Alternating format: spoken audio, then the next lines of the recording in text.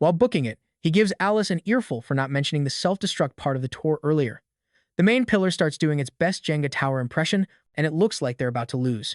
Mid-sprint, our hero spots his fallen friend propped up against one of the crumbling pillars. He decides to pay his respects to both his friend and his enemy, giving them a quick, final nod.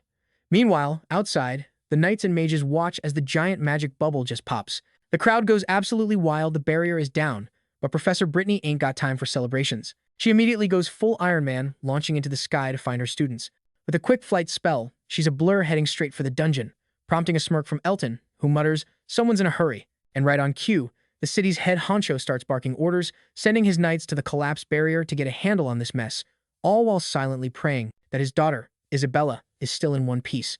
Back in the dungeon, it's absolute chaos as the students scramble to escape the crumbling death trap, with rocks raining down all around them. At last, our heroic trio makes it back to the dungeon entrance. Yep, the very same one they strolled into like it was nothing. Isabella's spidey sense goes off as she sees the ceiling in front of them about to give way, screaming for everyone to get back. And boom, just as predicted, massive boulders come crashing down, completely sealing their only way out. The girls are hacking up a lung in a cloud of dust, yelling for Blair, who totally pulled a Houdini in the chaos. A second later, they spot him further down, looking like he just lost a fight with a mountain. A super worried Isabella asks if he got pancaked by the collapse. He plays it cool, saying he's fine, but his shoulder is absolutely screaming bloody murder. Alice, stating the painfully obvious, points out the exit is now a solid wall, and they have zero ways to escape.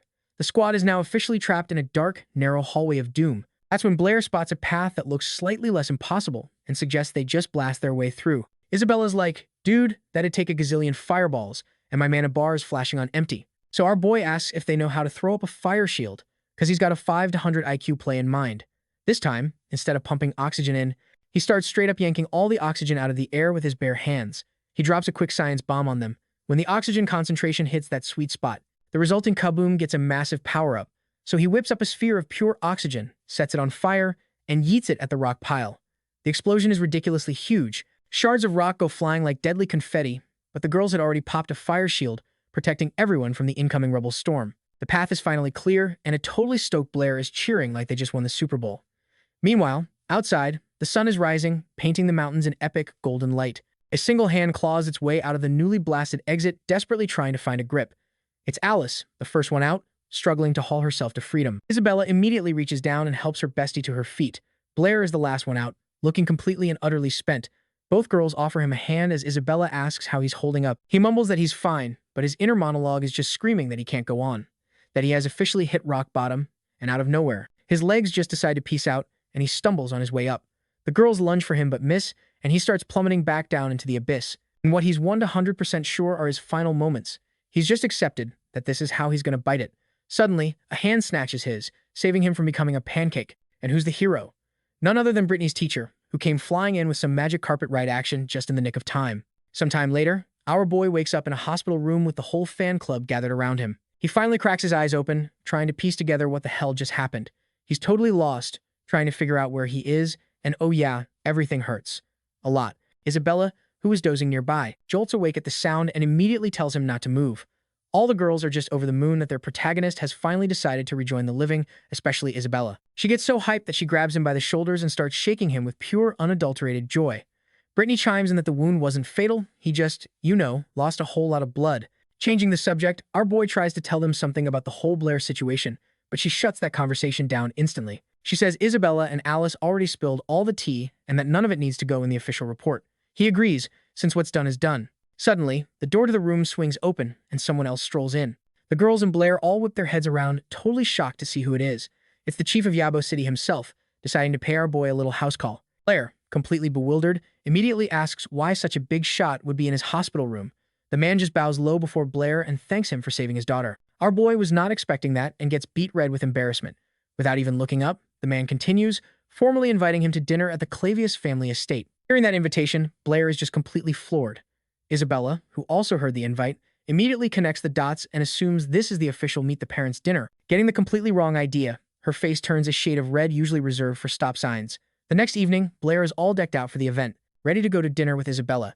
She casually mentions there will be other families and a boatload of important people there, which is why our boy's social anxiety is already cranking up to 11. Isabella's just like, yeah, this is pretty much our average Tuesday night dinner. And that's when it clicks for Blair. This isn't just a family dinner. It's a high society networking event, since the city chief title is a family heirloom. Blair's galaxy brain kicks in. If Isabella is the next city chief, and he marries her, he'd basically run Yabo.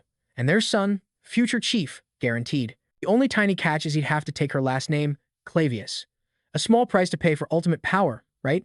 He's already deep in a fantasy about their future kids. But his daydream gets brutally interrupted when she pinches his ear hard, accusing him of thinking something sketchy again and demanding to know what was on his mind. Not about to admit he was plotting a political takeover of her family, he panics and blurts out that having 2 kids would be totally possible before scrambling for a new topic.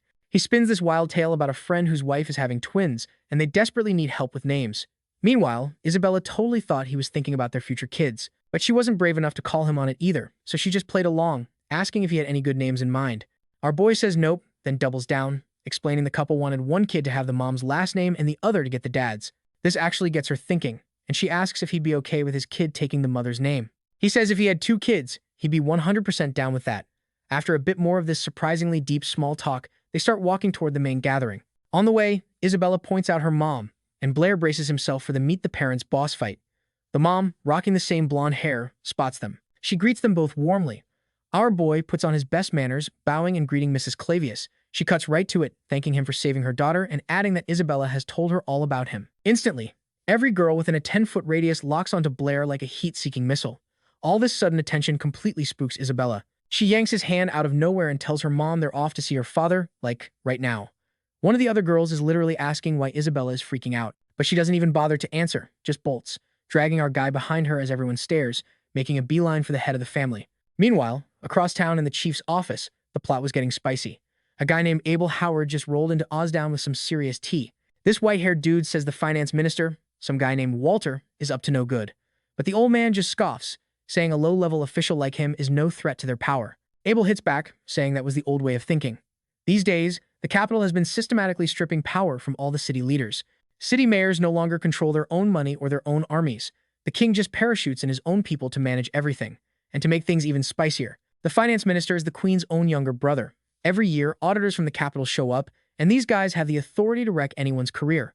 If they find a single penny out of place, they can arrest the city chief on the spot. And Abel's intel says this: Marcus Walter is targeting the city of Yabo next. He mentions that they chatted a few days ago, and it's almost a sure thing that they're planning a major power play against Osdown. The mayor thanks him for the heads up and promises to watch his back. After dropping that info bomb, Abel gets up to leave. But the mayor gets suspicious, asking why Howard is suddenly feeding him all this inside info. Abel claims it's for his family's safety, saying the Howards need time to get back on their feet. The city leader immediately understands the hidden meaning and gives him a hard, skeptical look. And right on cue, Blair and Isabella stroll into the family office, looking for Abel. He sees our black-haired protagonist and thinks to himself that wherever there's trouble, the main character is never far behind. He mentally wishes Blair good luck and dips out. The students finally enter Isabella's father's office, and after greeting the old man, they sit down. Isabella, looking a bit concerned, asks her dad why he's been so distant. He just asks her to leave the room so he can speak with Blair privately. She doesn't argue, just heads for the door. Our boy tells her he'll catch up as soon as they're done, and she replies that she'll be waiting right outside. The second the door clicks shut, the old man rises to his feet, his face grim, and thanks Blair for saving his daughter's life. Blair, trying to play it super cool, spouting some old-school chivalry about how a man's gotta protect his lady. Then, Osdam casually grabs a sword, mentioning how Isabella said Blair was her knight in shining armor back at the academy. And while he's monologuing, the old man starts sliding that blade out of its sheath.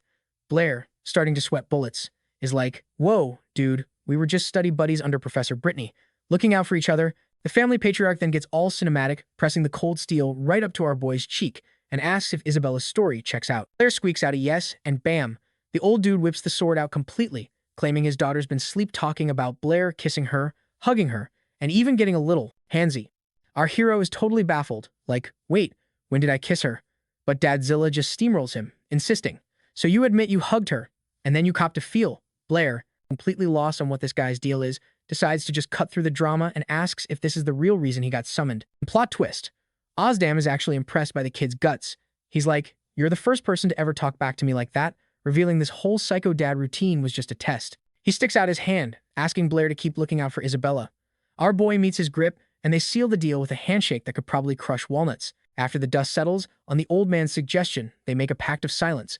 What happens in the office stays in the office. Fast forward a bit, and the whole fam is gathered for a fancy dinner outside the mansion. Isabella, meanwhile, is dying of curiosity. trying to figure out what top-secret stuff her dad and Blair were dishing about. As he's picking his fork, our boy deadpans that he can't spill the tea, it's a guy thing. And Isabella, who absolutely hates being left out of the loop, gets super pouty that he's keeping secrets. She even gives Blair a few playful jabs as payback for not sharing the gossip. But then, out of nowhere, a servant runs up to call for old man Ozdam. The dude announces that the finance minister and the tax collector have just crashed the party. The minister, rocking a blue suit, struts over and gets right in the city leader's face, asking why he didn't get an invite to this swanky dinner. Ozdam plays it cool, saying he didn't want to bother him since it was just a family thing. But the minister's like, oh, it's all good, because the tax man already filled him in on the problem. And speak of the devil, the tax collector himself strolls right up to the table. He drops a bomb, saying he suspects the Clavio family of tax fraud and is launching a full-blown investigation. The vibe immediately dies. Ozdam's face goes dark. He tries to be civil, asking if they can at least finish their meal first. But the tax guy was absolutely not having it. He shuts him down, saying this isn't a negotiation, he's repping the capital's interests. Instantly, all the dinner guests start whispering, and you know the tea is piping hot. The whole crowd is visibly shook. Isabella starts trembling, her hand instinctively finding Blair's knee for support. Her face, her posture, it's all screaming that she is terrified for her dad. The minister then chimes in, basically telling Ozdam it would be a bad look to cause a scene in front of everyone, and that he should just play along nicely with the investigation. But Ozdam is done being pushed around. He gets totally pissed and starts yelling right back at them. That's when his wife steps in, playing crisis manager. She announces to the whole party that dinner's officially over and that Ozdam has some business to attend to. Blair tries to soothe Isabella, suggesting they should bounce. And that's when he spots them Calvin and Brad, having just arrived, lurking in the back of the crowd. Isabella just grabs Blair's hand and pulls him away from the chaos, trying to get a grip. But you can tell, she is an absolute wreck. Our guy, trying to be supportive, asks how she's doing, stating the obvious. Her dad, the city's leader, is in some seriously hot water. If these guys find anything, he's gonna get stripped of his title and thrown in a cell. And to make matters worse, this Walter dude pulling the strings is the queen's little brother, which means he basically runs this town. So as they're walking, they pass a clique of girls from the dinner who are already gossiping and throwing shade about the mayor. One of them sneers that she never imagined the Clavio family would go down so easy. That one comment hits Isabella like a truck. She squeezes Blair's hand so hard he whips his head around to look at her, his own expression darkening. His face is just pure concern, because right in front of him, the beautiful, confident girl is now just crying. This completely breaks Blair. He starts panicking, asking, hey, why are you crying? But Isabella can't even speak. She just collapses into our boy's arms, sobbing her heart out, absolutely terrified of what's going to happen to her dad. She just completely lost it. Our hero, deciding to play therapist, gently told her to chill out, silently vowing he wouldn't let a single thing happen to her dad. A few moments later, after successfully talking Isabella off the ledge, our boy decided to go have a chat with Calvin and Brad. He rolled up on the duo, who were like, what are you doing here? Blair just casually mentioned the clan chief is his friend's old man. Anyway, they switched gears and gave him major props for saving the city. Blair, getting curious, hits him with, so what's your deal? You guys rolling with the taxman? Calvin explains that the tax collector is actually the vice president of their math society, which is why they got roped into this, and Brad's just playing muscle for the money man. Our boy then questions why the collector is shaking down the city chief over cash flow problems, since that's literally the finance minister's job. Calvin's like, well, the minister works for the chief, so it all rolls uphill, right? But our protagonist calls his bluff, asking if Calvin actually buys that load of crap. The guy gets all awkward and stammers that they're just scientists, man. They're not exactly government repo men. He insists they can't get mixed up in this mess. So, our boy pivots again, asking if they remember that absolute legend who solved all the math society's problems and even invented a new magic technique. Oh, you bet they remember. They remember him very well. Suddenly, it clicks for Brad, who points out they never told anyone what went down in the magic community. And that's when our protagonist drops the mic. He is that guy. The one named Chenlu. Two presidents are absolutely floored, their minds blown that a genius of that caliber was just some student. They think he's punking them and politely ask him to cut it out. To prove he's the real deal, our hero drops the receipts, telling them the exact amount of cash he won from the riddles and spilling the secret sauce behind the new magic technique. And boom, reality hits the presidents like a truck. They start apologizing like their lives depend on it, and Brad immediately goes into full-on brown-nosing mode, saying it all makes sense now how he beat Baird. Alvin literally drops to his knees, swearing he'd do anything, even end his own subscription to Life if our boy asked.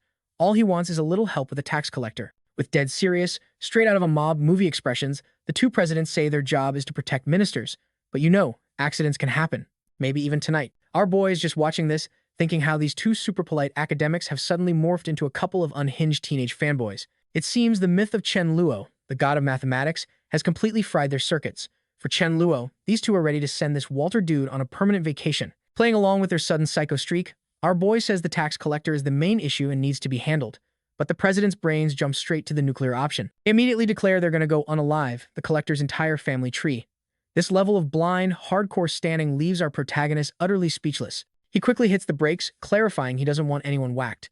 He just wants to yeet the guy out of Yabo City. Two presidents, now beat red with embarrassment over their little murder pact, finally get what he's saying. He also makes them swear to keep his Chenluo identity on the down low, because that'd be a whole other headache. And with that, the world's weirdest negotiation is over, and the two presidents march off to carry out their new, less homicidal mission. Calvin saunters over to the crowd and pulls Chief Caesar aside for a little powwow.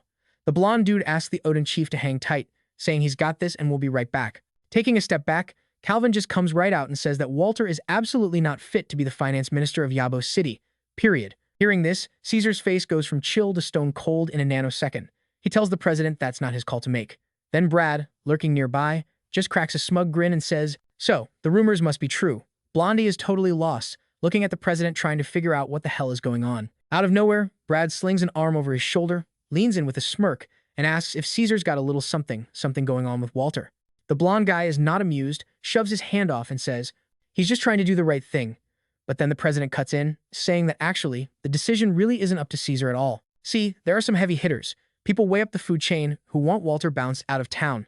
And if that doesn't happen, well, he can't exactly guarantee Caesar's continued well-being. And to really twist the knife, Calvin points out that this tax collector is also the VP of their dorky math club. The pressure cooker's on, and the blonde dude freezes. He glances over at Walter, who's just living his best life, totally oblivious to the storm brewing. Then, bam, Caesar drops the hammer and gives the order. Arrest the guy in the blue suit. And just like that, homeboy starts losing his mind, screaming that they've got the wrong guy, and it's the head of the Ozdam family they should be cuffing. Caesar, completely over the theatrics, just tells his guards to put a sock in it. He strolls over to Ozdam and lays it all out. They have cold, hard proof that Walter was dipping his grubby hands in the king's cookie jar. And with that mic drop, he's out. The family patriarch is just frozen, trying to process this insane plot twist. As he watches the portly minister get hauled off, his wife catches a glimpse of Blair lurking nearby. At that exact second, our boy was just trying to figure out how to ghost this party and find Isabella. The wife, taking in this whole chaotic masterpiece, just can't help but let out a little laugh. Her husband's like, "What's so funny?" She just pours them both a glass of wine, and as they clink glasses, she notes that their boy Blair is actually a real stand-up dude. With the drama finally over, they can actually kick back and enjoy the rest of their night. Meanwhile, Isabella is posted up on a bench, and guess who's on her mind? Blair, of course. And speak of the devil, before she even realizes it, he's right there, gently placing a hand on her head. Still sniffling, she asks if it's really him and how her dad is holding up. Our MC, cool as a cucumber, just says everything's handled. He drops that his friends lent a hand. Walter's been 86th, and the city of Yabo is about to get a new money guy. She's floored, asking how that's even possible when Walter and the tax collector were practically besties. With a little smirk, Blair explains that his crew carries a little more weight than some glorified bean counter. Finally getting a grip, she's all excited, asking who these mystery friends are. But he just leans in, does the whole shush thing with a finger to her lips, and tells her she's asking way too many questions. The moment gets to her, and Isabella plants one on his cheek, which completely short-circuits our hero's brain. Now it's her turn to be embarrassed, so she bolts, yelling something about dinner not being over. So, before the main event can even kick off, the crowd in the hall is already going wild, screaming about money and laying down bets on who's going to win this whole thing. Amidst all this chaos, a single gold coin drops from some dude's pocket and goes skittering across the floor. At that exact moment, Isabella makes a break for the table, with Blair scrambling to try and cut her off. Of course, not watching where she's going, she trips on that exact same coin. She loses her footing and starts timbering right towards our protagonist. Blair, broken arm and all, goes for a heroic dive to catch her. He's trying to be the human mattress, but as he reaches out, his hand accidentally hooks the shawl covering her chest. And right in front of Mom and Dad, Blair unintentionally causes a major wardrobe malfunction, putting the goods on display. Isabella immediately starts the waterworks, and our guy goes into full-blown panic mode, trying to do damage control. Clutching her chest, she starts screaming that he's a total perv who did it on purpose. She starts wailing on him with these tiny fists as he's desperately trying to explain he was just saving her from eating floor. Realizing her flurry of blows is doing jack squat, the blonde decides to take it up a notch. She closes her eyes and starts whipping up a freaking fireball. Our boy's only response is to whip his head around to her parents with a look that just screams, "Are you seeing this?" And then it clicks for Isabella that maybe, just maybe, magical arson is a bit of an overreaction. So she kills the spell and resorts to just verbally tearing him a new one. He tries to apologize again, swearing on his life he saw absolutely nothing, which of course just makes her even more red-faced. Ozdam's wife, who's been enjoying this free dinner theater, just laughs it off with a classic "to be young again" comment. The head of the family uses the brief ceasefire to pull Blair aside for a private chat. Meanwhile, Mom is telling her daughter that the kid has already done a ton for them, and, come on, obviously into her. But Isabella's still playing hard to get, snapping back that she never asked for his help anyway. Finally, Blair and the old man retreat to the office to talk business. Ozdam gets right to it, saying there's way more to our boy than meets the eye. He points out that our hero seems to have everything under control, but the situation is a real tangled mess. See, the truth is, a couple of dudes named Calvin and Brad were in deep to the old man, and now, thanks to this little victory today, consider us even. Our boy replies that defending Isabella was a total honor, but then seamlessly pivots to the real agenda. He's like, your finance minister has been on a power trip for 3 months, and pork prices have already quadrupled. The old man squints, asking if that's the real reason he got involved. Blair breaks it down. If pork prices are through the roof, it's only a matter of time before everything else in the city costs a fortune too. These taxes are wrecking the economy and crushing the common folk. And if they just let this minister run wild, the people are going to be in a world of hurt. And when people can't eat, the whole city just spirals into despair. The old man admits he's 100% right and that the blame falls on him. But our guy, ever the diplomat, tells him not to beat himself up. While the guys are having this heart-to-heart, the ladies are totally spying through a crack in the door. Inside, Ozdam and Blair are all smiles, talking about finding a competent person for the new minister gig. But then, out of nowhere, a mysterious hand gives Isabella a little shove, sending her stumbling right into the room. She trips, loses all control, and goes flying directly at Blair, who, by the way, is holding a full glass of wine. In a panic, she throws her hands out and slams right into his chest. The glass goes airborne, drenching them both in red wine before shattering dramatically on the floor. Isabella's mom appears, as if summoned, scolding her daughter to be more careful. She tells Isabella to grab some clean clothes for Blair and, while she's at it, get his guest room ready. The two of them try to object, but Mom just shuts them down completely. She thanks Blair again for his help and wishes them both a very pointed good night. A bit later, both in fresh clothes, Isabella and Blair are awkwardly standing in the hallway. He tries to ask if he's actually crashing at her place, but she just ignores the question. Instead, she grabs his hand and just says, "Follow me." And who's watching this whole soap opera unfold? None other than Ozdam and his wife, peeking from behind the door. The second the kids are gone, she's like, okay, what is going on? Ozdam figures the tax collector only caved because of Blair, probably thanks to a call from Calvin. But he's got a gut feeling there's way more to this kid's story. His wife just shrugs, saying everyone's got secrets, and all that matters is that Isabella is being treated like a queen. Then Ozdam asks how she's so sure their daughter is into this guy. Mom just rolls her eyes, saying it's painfully obvious. Isabella's been dying to go to the capital, but suddenly, she didn't even apply this year. Mom's theory? She's waiting a year so she can enter the academy at the same time as Blair. Dad is still in denial. He's like, or maybe she just doesn't want to leave us. Meanwhile, our hero is chilling in the guest room, trying to process this insane night. He thinks about how he used to play the part of a nobody just to fly under the radar.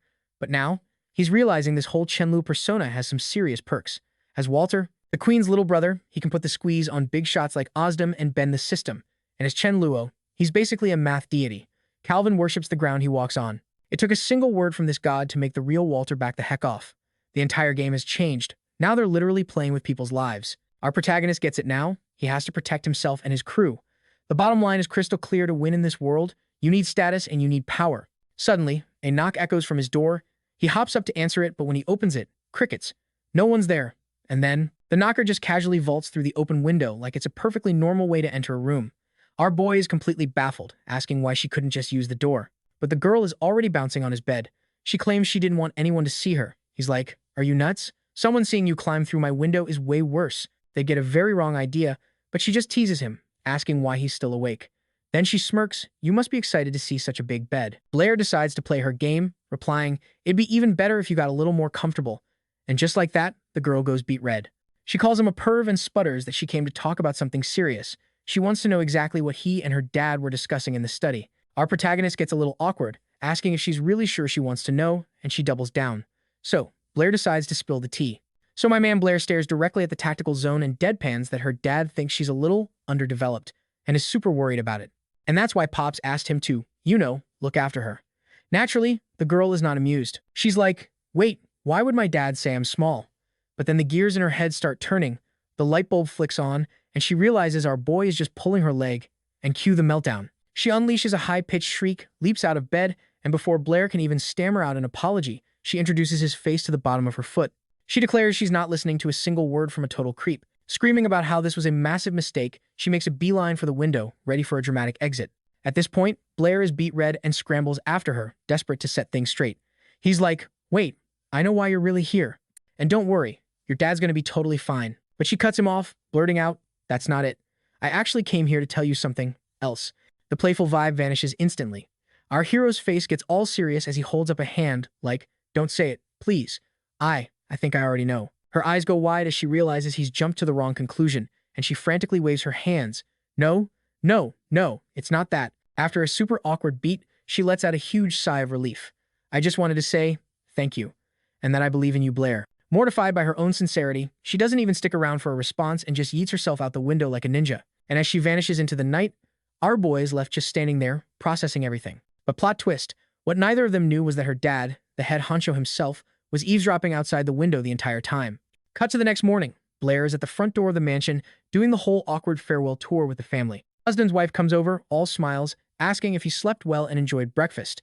He gives the standard polite answers. Slept like a rock, food was amazing, but makes it clear he's gotta bounce. Suddenly, she launches into a full-blown soap opera performance, complete with fake tears, wailing about why he won't stay for dinner and asking if she failed as a hostess. Blair is just trying to de-escalate. Like, whoa, you've got it all wrong. That's when Osden steps in, cutting off his wife, Anna, with a cold. If the man wants to leave, let him leave. Then he locks eyes with Blair and asks point blank if he had any visitors last night. Our hero, sweating bullets, immediately denies everything. Nope, didn't see anyone, not a soul. Anyway, gotta go. Feeling the walls closing in, he practically sprints out of there, leaving Isabella's parents with some very, very suspicious thoughts. Fast forward a bit, and we find Osden in his office, looking over some paperwork. A knock on the door reveals the tax collector and Kalino, who shuffle in, apologizing for dropping in unannounced. Caesar chimes in with his own apology, admitting they totally messed up yesterday and caused him a huge headache. But Osden, being the bigger man, is like, "Nah, it's on me too. The money stuff is my department." After a bit more chit-chat, Kalino and Caesar peace out from the city lord's place. Meanwhile, in a completely different part of town, some dude named Abel gets a letter and goes into full-on ponder mode. He pieces it together. Caesar helped Osden, which means this Blair character is way more than meets the eye. After scanning the contents, he smirks, muttering about how the plot is thickening, and then, in true dramatic fashion, he just torches the evidence. And we cut to a new scene. A mom and her kid are taking a stroll through the city of Yabo. The mom points out the main building of the Mathematical Society, gushing about how all the kingdom's top brains work there. The little guy, however, has 0.0 interest.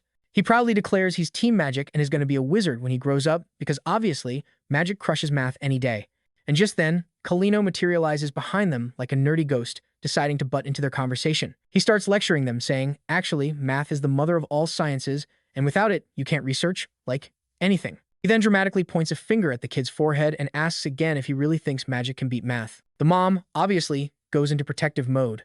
Like, dude, he's a kid. He doesn't know what he's saying. But the kid isn't backing down. He puffs out his chest and declares, there will always be a mage powerful enough to do it. Without even glancing at him, Kalino just scoffs, someone stronger might come along, sure. But you can't defeat math. It's constantly evolving, always getting better. Having thoroughly shut down a child's dreams, Kalino continues on his merry way to the Math Society. The second his back is turned, the kid starts pulling the ugliest faces imaginable at him. He arrives at the building, gets a polite good day, Vice President Kalino from the guard, and is immediately swarmed by his assistants, who are freaking out and telling him it's total chaos inside. People are totally freaking out, thinking it's the apocalypse, all thanks to this so-called devil's number Calvino was talking about. Some other assistant is like, actually, it's an irrational number, correcting him. But apparently, everyone's already on board with the panic and desperately hoping to find some kind of pattern in the chaos. But Calvino, just casually reading a paper, tells everyone to take a chill pill. He says discovering this number just proves science is leveling up and they need to chase the truth. He flashes back to when Blair dropped this irrational number, and suddenly, all the other scientists didn't even bother fighting over the Edwin Award anymore. Cutscene. We see two mathematicians in a heated debate over which theory actually deserved the big prize. Calvino was stuck at this award show with the entire who's who of mathematics. Right in the middle of it, he decides he's out and tries to sneak away. But boom, the crowd swarms him, begging him to vote for their theories. With painfully fake smiles, everyone just ends up voting for the vice president. Meanwhile, the judges are off in a corner, chatting about how this year's ceremony was way more chill, with none of the usual drama. Then, one of the old-timers gets on stage and announces that Brittany and her student Blair from the city of Yabo are the big winners. At this point, Calvino is already back in his seat, literally crying with joy because his squad finally hit the big time. Next thing you know, they're calling him up to present the award. One of the judges hands him a shiny gold statuette. The judge is all smiles, giving Calvino a huge, heartfelt congrats on his Mathematical Society's victory. Without any fanfare, the guy just takes the award, eyes still watery, completely overwhelmed. He was thinking that with the legendary god Chen, his math society was finally going to get the respect it deserved. Then, one of the older judges explains to the crowd that this year, Blair discovered an irrational number, and god Chen solved 23 freaking problems. Another judge adds that if Chenlu had even bothered to show up, the award would have been his, no question. But Calvino couldn't care less who wins next time, because right now, he's just riding the high. Meanwhile, a massive protest is erupting in front of the Magic Society's building. Our boy decides to go see what the deal is, because he heard folks were getting scammed out of 100 gold coins for some bogus magic. The magic users were livid, saying they were sold a totally useless technique and, to add insult to injury, were called talentless. Our boy tries to squeeze through the mob. He ended up totally eating it and face-planting, but then he got the brilliant idea to just crawl underneath everything. So, as the crowd was going ballistic demanding their money back, the little redhead starts navigating the forest of legs. It's a seriously bizarre way to travel, but he's just hoping he's going the right way. Out of nowhere, one of the guards protecting the building spots the kid and snatches him up by his shirt, and at that exact second, the main doors of the building swing open and some guy steps out to address the crowd. This dude is one of the association's managers. The guard asks him where President Angus is, since he was the only witness to this so-called magic. The black-haired manager says the president is in a meeting with some VIPs and that he was sent to handle the mob. He walks up to the crowd and starts his little speech, trying to calm things down, but the crowd is way too heated to even listen. They're all screaming that the water technique was a bunch of bull, a total scam.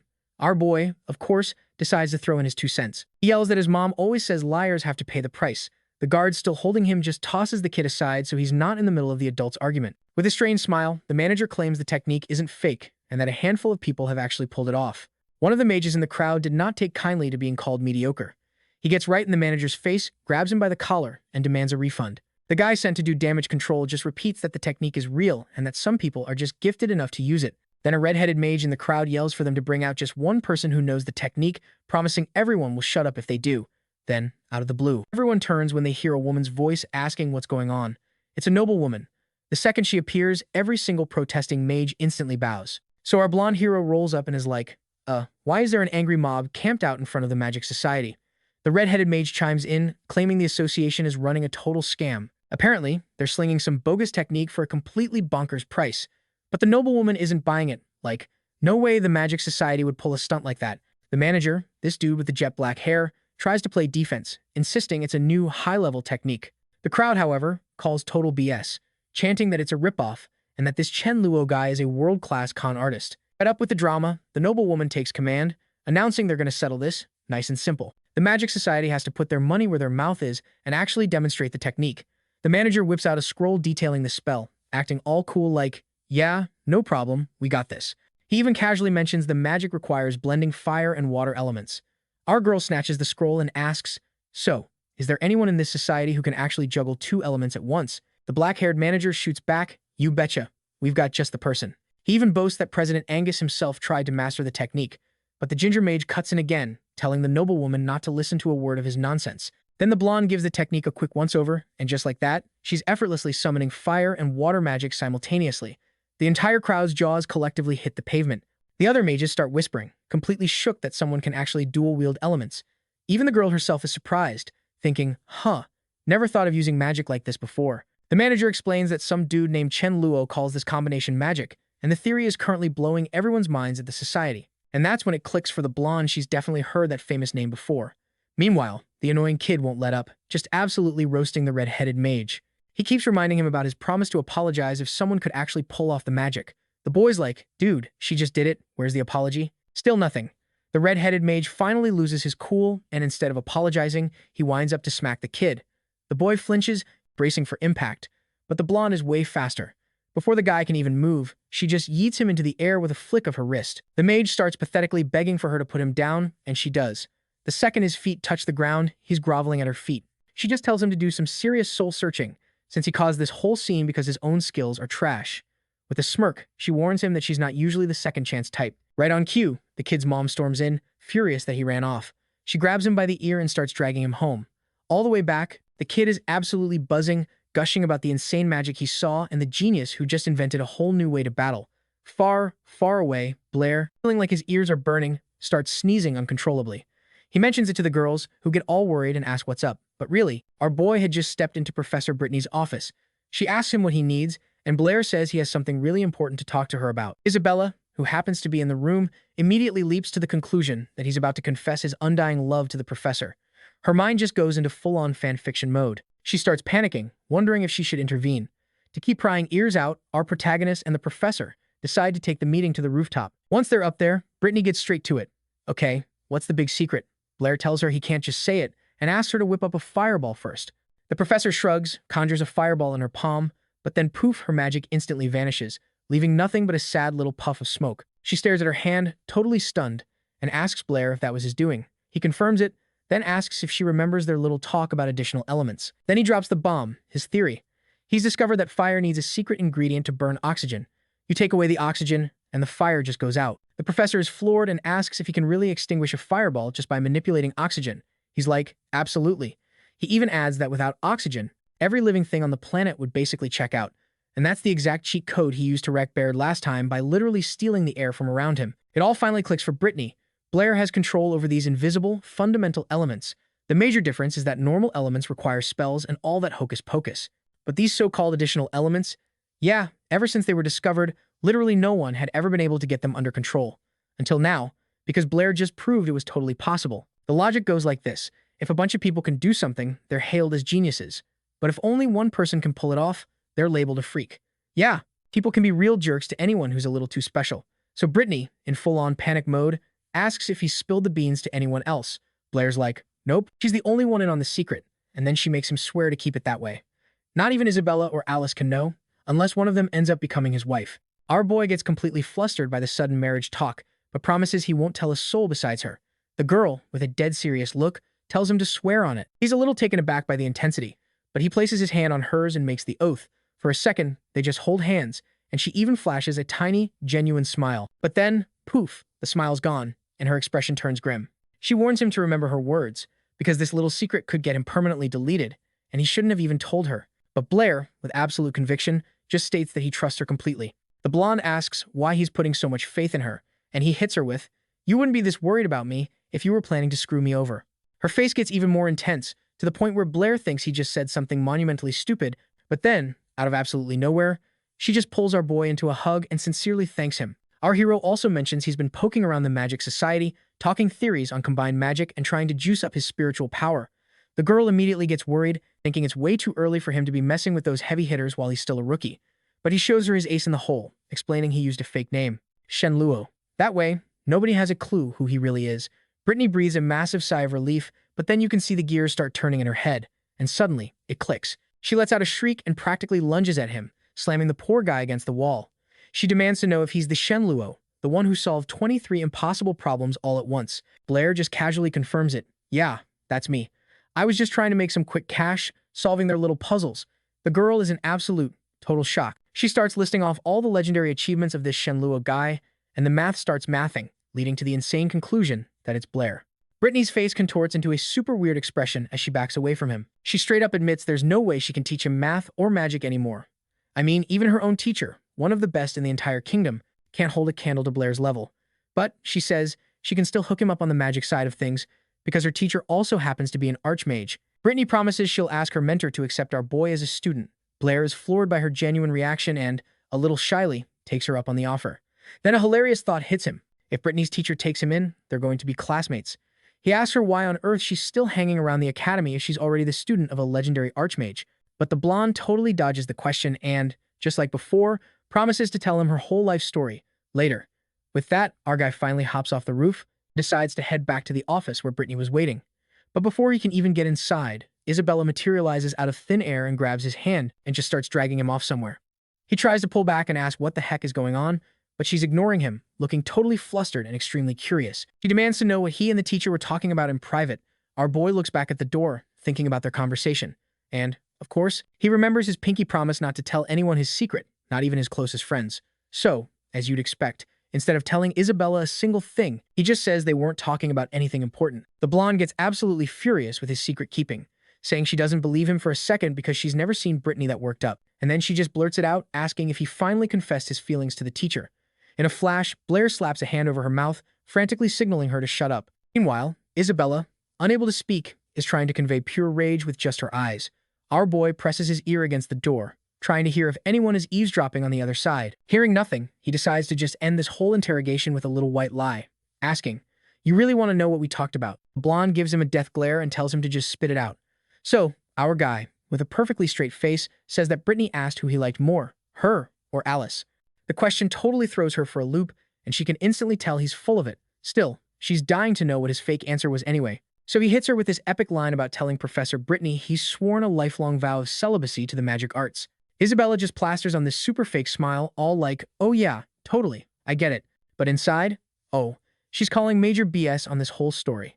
Deciding he needs a little correction, she straight up grabs his right cheek and gives it a good, hard yank. She gives him one final shot to spill the real tea, and just to add a little pressure, she starts casually cooking up a fireball in her palm. Our boy immediately starts begging her to chill and just use her words. But instead of coming clean, he doubles down on the lie, claiming he told Brittany that Alice is just some girl from class and Isabella is, get this, his dearest friend.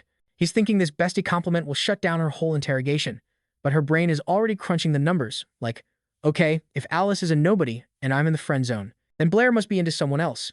With an angry huff, she storms out, her mind racing to connect the dots, and the conclusion she lands on, the dude is totally crushing on his teacher, Brittany. Blair has no clue why she's so mad, but hey, at least she bought his garbage story, so he'll take the W. A little later, he strolls into the classroom only to find a whole crowd glued to the windows, whispering like it's the latest episode of a reality show. And he's the star. He is not a fan. Dude feels like a new exhibit at the zoo. Then, out of nowhere, the hallway goes dead silent. And who appears in the doorway, looking for Blair? None other than Alice. Of course, he's totally oblivious at first, but even he can tell the sudden quiet is super weird, so he decides to investigate. He pushes back his chair, ready to dip, and spins towards the door. And bam! His face plows right into something, surprisingly soft and cushiony. For a second, he's like, wait a minute, I've been here before. Alice is instantly mortified by the close encounter and asks if he just goes around being that friendly with everyone.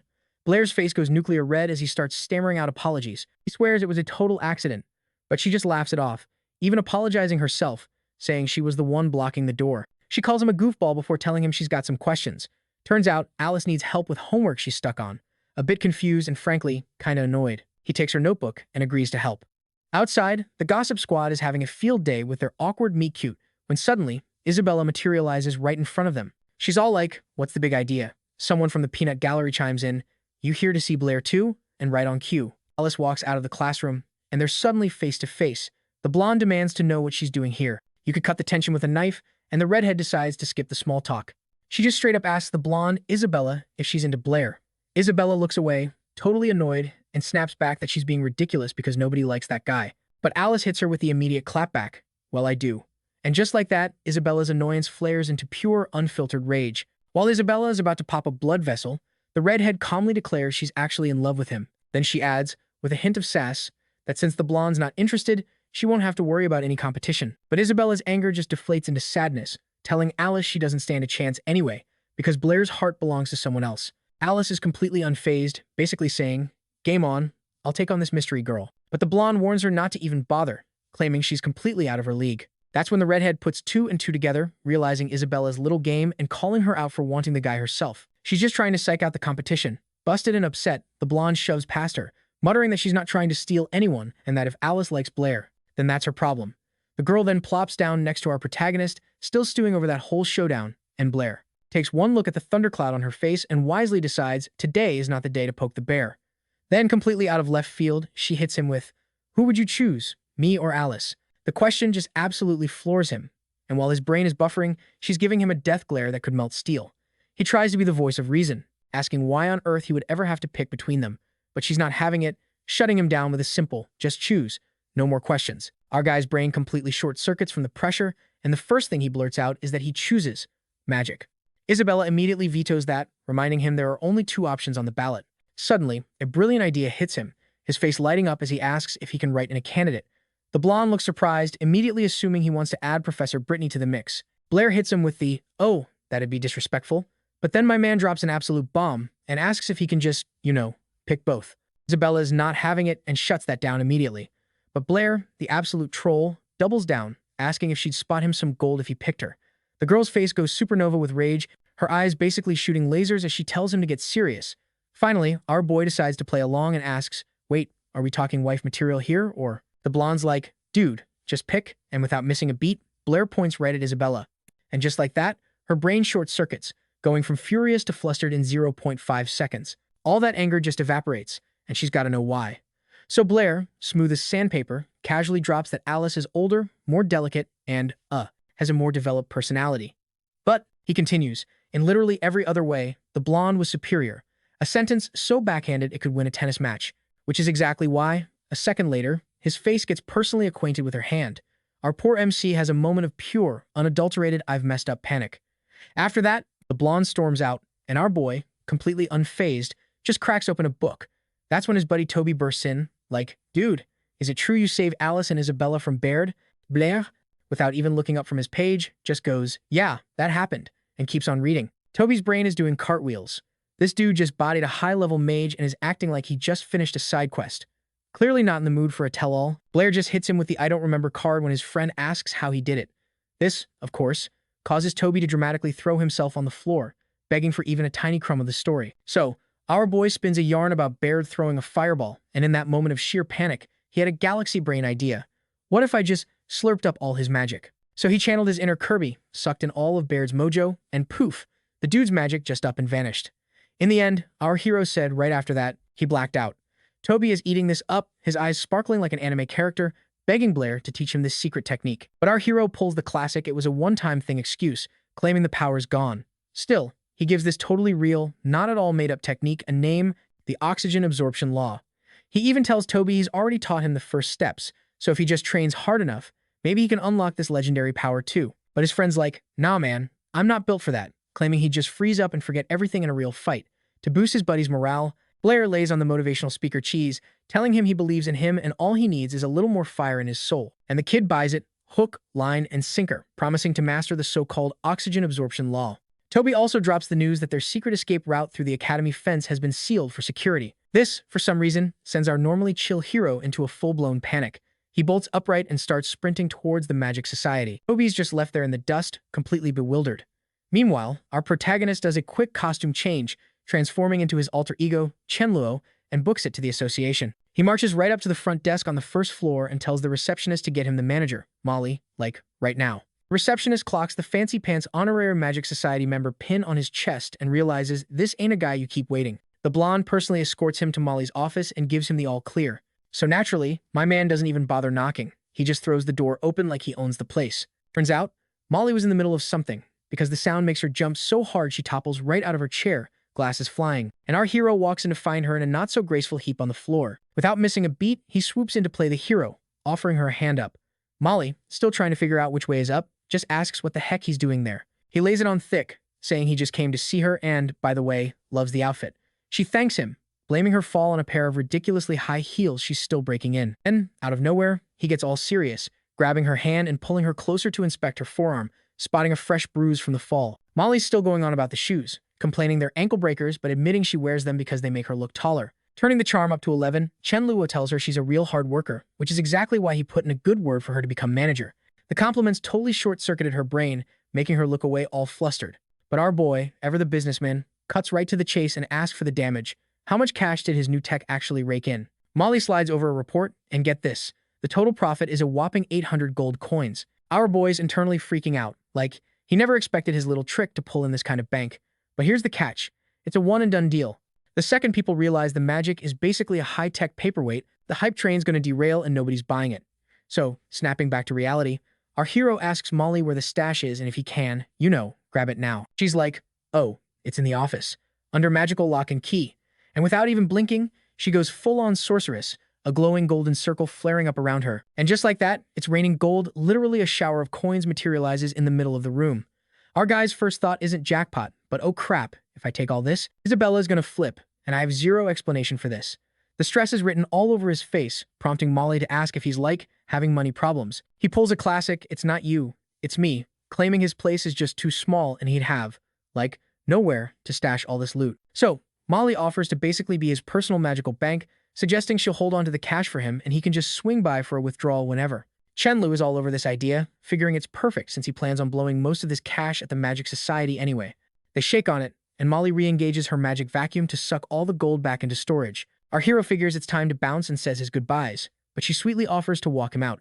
Chenlu plays it cool, telling her it's fine, they'll see each other soon because his most valuable treasure is right here. Of course, in his head, he's talking about the two things he stands most at the society, magic, and cold, hard cash, which is why he's already planning his next visit. Molly, however, completely misreads the room and her brain just blue screens with flustered confusion. Fast forward to later that night. Our protagonist is just chilling in bed, staring at the ceiling. The reality hits him. His little magic combo trick has officially run its course as a moneymaker. He's cashed in on all 23 tasks, but now the well is dry and he's totally bummed, drawing a blank on his next big hustle. So, he gives up, snuggles his pillow, and knocks out. He dreams he's strutting into the magic society, slaps his hands on the counter, and proudly announces he's the one who off-bared, demanding his reward, like, right now. The receptionist is like, "Sir, the reward is astronomical. You sure you want that all at once?" He scoffs, saying there's no such thing as too much gold, picturing himself doing a Scrooge McDuck dive into a literal mountain of coins. But then the dream gets trippy, and gold starts raining from the sky. But then he notices all the gold is getting frosty, and as he lies on his money mountain, he thinks, "Man, it's cold. I should probably get Isabella to come warm me up." As he slowly blinks himself awake, still in that groggy, half-asleep state, he's mumbling about how freezing it is. And then, he sees Isabella standing right over him, hands outstretched in his direction. Our boy completely loses it, launching himself upright in bed like he just saw a ghost. The gold mountain fantasy evaporates, leaving just a very confused Isabella staring at him. Now that his heart's back in his chest, he asks what the heck she's doing in his room. She explains she was just trying to wake him because he has company. Also, side note, he was screaming about gold in his sleep, so she just figured it was a nightmare. Our guy just shrugs off the whole nightmare thing, and as he swings his legs out of bed, he's like, "Whatever, who's here to see me?"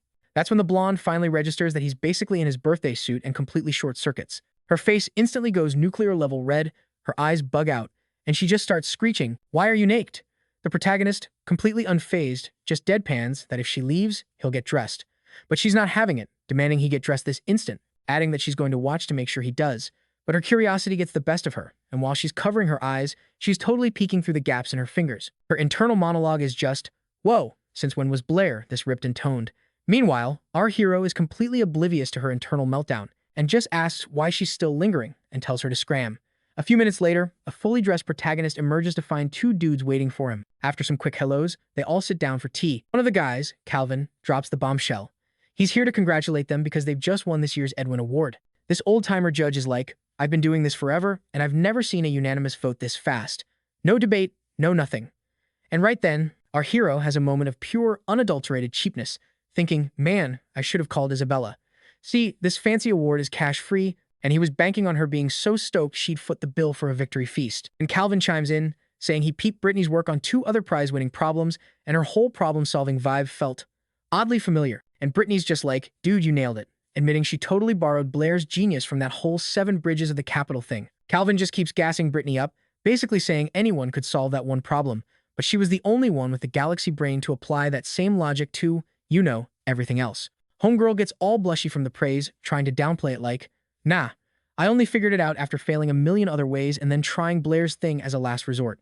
Calvin, smooth as ever, keeps the ball rolling, asking, "So, is that when you came up with the name topology?" But she's quick to give credit where it's due, explaining Blair dropped that term first. He's basically the founding father of this whole new math branch. Calvin's all optimistic, like, "With his brains and your grind, you two are going to make topology a legit science."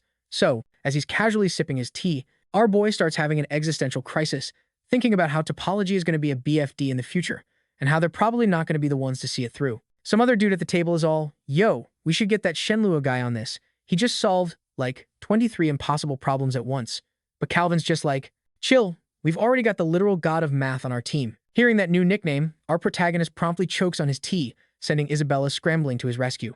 After a whole lot more chit-chat, Blair finally hits them with the classic, "Thanks for stopping by, don't want to keep you," which is polite speak for, "Please leave now." Calvin catches the hint, gives a smooth goodbye, and agrees it's high time for him and President Audley to bounce. With the formalities finally over, they dig into the breakfast Blair whipped up.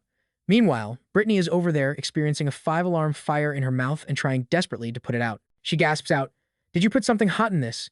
And he's just like, "Yup, a little spicy seasoning." Completely unbothered by the inferno she's experiencing, he casually points to a flower. Isabella's mind is blown. She thought it was just, a table decoration. Brittany assumes he was just too broke to buy real spices and tells him to just admit it. But our guy's like, "Nah, that was the whole vibe," and dares her to try it. Isabella, catching a major case of FOMO, asks for some of the spicy stuff too. But Blair immediately shuts her down, like, "Don't do it, nobody's making you." Then Brittany jumps in, practically screaming, "Isabella, for the love of all that is holy, do not eat the pepper." The poor girl gets all sad-faced, feeling like Blair and her teacher are totally ganging up on her. Seeing her friend looking so dejected, Brittany does a complete 180 and tells our boy to give her some, pulling the butt she bought us the celebration rabbit card. He just shrugs, basically saying, hey, it's a free country. She can eat whatever's on the table. Next, Isabella spots the ice-cold water in Brittany's mug and gets another bright idea. But Blair immediately jumps in, telling them not to give it to her, claiming it's for her own good. Okay, now Isabella's officially ticked off. Feeling bad for her best friends forever, Brittany just goes full-on magic mode and conjures a mountain of ice cubes right into Isabella's glass. With a smug look that screamed, I win, she chugs the entire glass of ice water. Surprise, surprise, it did not end well. A few minutes later, she's feeling not so great. Cut to her burritoed in blankets, moaning about why her stomach feels like it's staging a rebellion. Seeing her pathetic state, Blair plays doctor, bringing her some hot tea. Isabella eyes the mug suspiciously, asking what in the world this freaky-looking concoction is. He explains it's just black tea with sugar, and it'll fix her tummy troubles as soon as possible. She's not convinced, pointing out that it kinda has the color and vibe of, well, blood. Blair, clearly not amused by the vampire comparison, tries to snatch the cup back, like, fine, if you don't want it, more for me. But she's not having it and guards the mug with her life. She takes a sip and, hey, this stuff is actually sweet and pretty good. And what do you know? It starts working instantly. And just like that, the knot in her stomach loosens up a bit. Our boy tells her she really needs to start taking care of herself, pointing out she's been acting kinda off lately. He was literally about to bounce and handle some business, but she hits him with a wait, stay, and talk. She's actually floored that he even picked up on her weird vibe, but then, a record scratch moment hits. She has absolutely zero clue why she told him to stay, since it's not like she can just drop the real questions on him. Realizing she's got nothing, she panics and asks what element he's gonna main when he levels up to initiate mage. The second it leaves her mouth, she facepalms. He's literally told her this before. But plot twist, he says he's going all in on the water element. Her jaw just about hits the floor. Last she heard, he was a total fire stan. He just explains he switched his strategy. Fire is pure DPS, he says, but it's got garbage tier defense. Water, on the other hand, is a perfectly balanced build. He says everyone totally sleeps on the water element, so he's going to use that low-key rep to his advantage. His enemies will size him up as a total lightweight, and he'll act like he's casting some basic water bubble spell, right before he drops a tidal wave on them. Hearing this, Isabella declares that in that case, she's going full-on fire mage. Now it's Blair's turn to be blindsided. He thought she was Team Air all the way, and asks why the sudden switch. She replies that Fire's attack power is just S tier, and this way, she can be his personal bodyguard until he's strong enough to not get totally wrecked. Our guy is completely baffled, trying to explain that magic is like a marathon, not a sprint, and he doesn't exactly need a 24/7 security detail, but he can't even finish the thought before she shuts him down, insisting her mind is made up.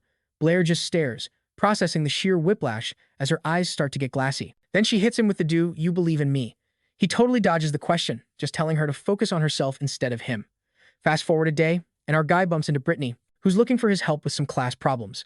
Isabella, apparently over her mystery illness, is just watching as Blair agrees to be her tutor, grabbing a whole stack of notes. And with that, Isabella dips, saying she's off to practice her magic. The second the door closes behind her, Brittany immediately asks Blair why Isabella's gone all lone wolf on them. She points out that the old Izzy would have been all over a group math session, but Blair just says she's in serious grind mode with her magic studies, and he's not wrong.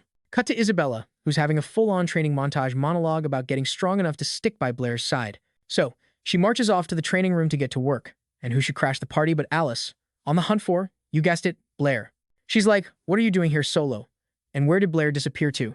Isabella, sounding totally deflated, tells her he's in Brittany's office crunching numbers. The redhead puts on a fake sweet voice, saying she didn't mean to interrupt, she just had some amazing news, but oh well, she'll just have to tell Isabella.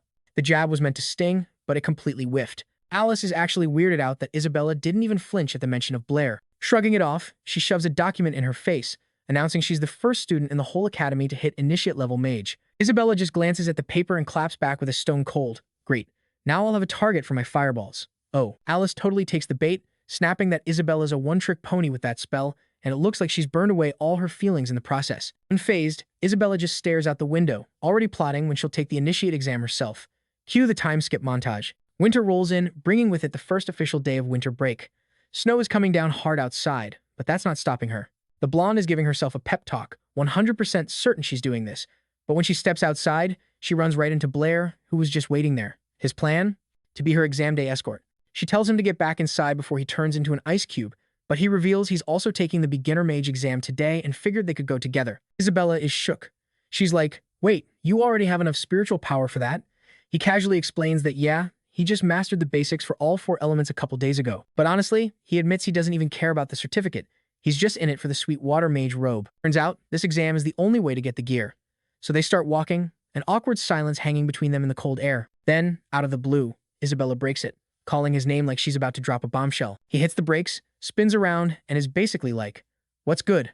Our blonde bombshell gets all serious face and says they need to talk. Our boy's a little shook. Come on, he totally knows where this is going. She straight up asks how his power level went Super Saiyan so fast, reminding him that when they first met, he couldn't even summon a sad little puff of smoke. She's like, "It's been 1 semester, and you're already the Avatar, mastering all 4 elements, and once you level up, the power gap between us is going to be a freaking canyon." Homeboy just shrugs it off, saying everyone's on their own grind and she shouldn't sweat it. Then he pulls the classic head pat move and says he's going to hit max level first so he can be her knight in shining armor. Girl gets all blushy but is not having it. She smacks his hand away and yells that she'll be the one to hit that level first. Our protagonist doubles down, claiming the top spot is his, and just like that, their little lover's quarrel is over as they head to the association. Stepping inside, Isabella lets him know the fire mage exam is up on the 2nd floor, so it's time to part ways. But the lady at the desk warns them that today's proctor is a Mr. Halls, a dude with ridiculously high standards. He thanks the blonde and asks her to lead the way to the office. The second they get to the room, she knocks and announces a challenger has appeared for the basic exam.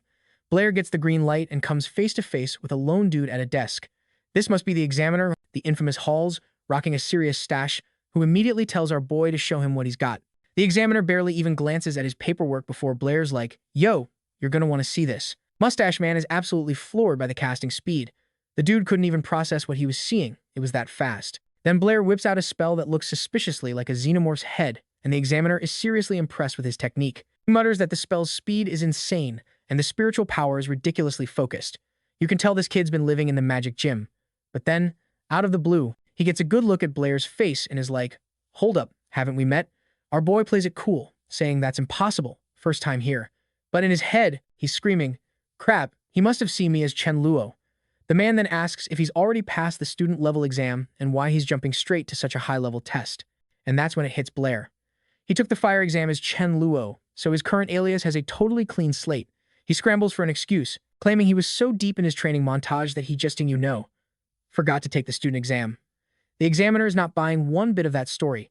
He explains that every kid takes this exam at age 8, so if Blair skipped it, it can only mean he's a natural-born genius who didn't need to study, because without that raw talent, it would take way too long to learn magic from scratch. But at 20 years old, he's already strong enough to ace the basic level. The math just ain't mathin'. To the examiner, the only explanation is that this kid's been juicing on forbidden elixirs and reading from the naughty list of magic books. This accusation sends our protagonist into a full-blown panic, and he's frantically trying to explain himself, but the dude is not hearing it.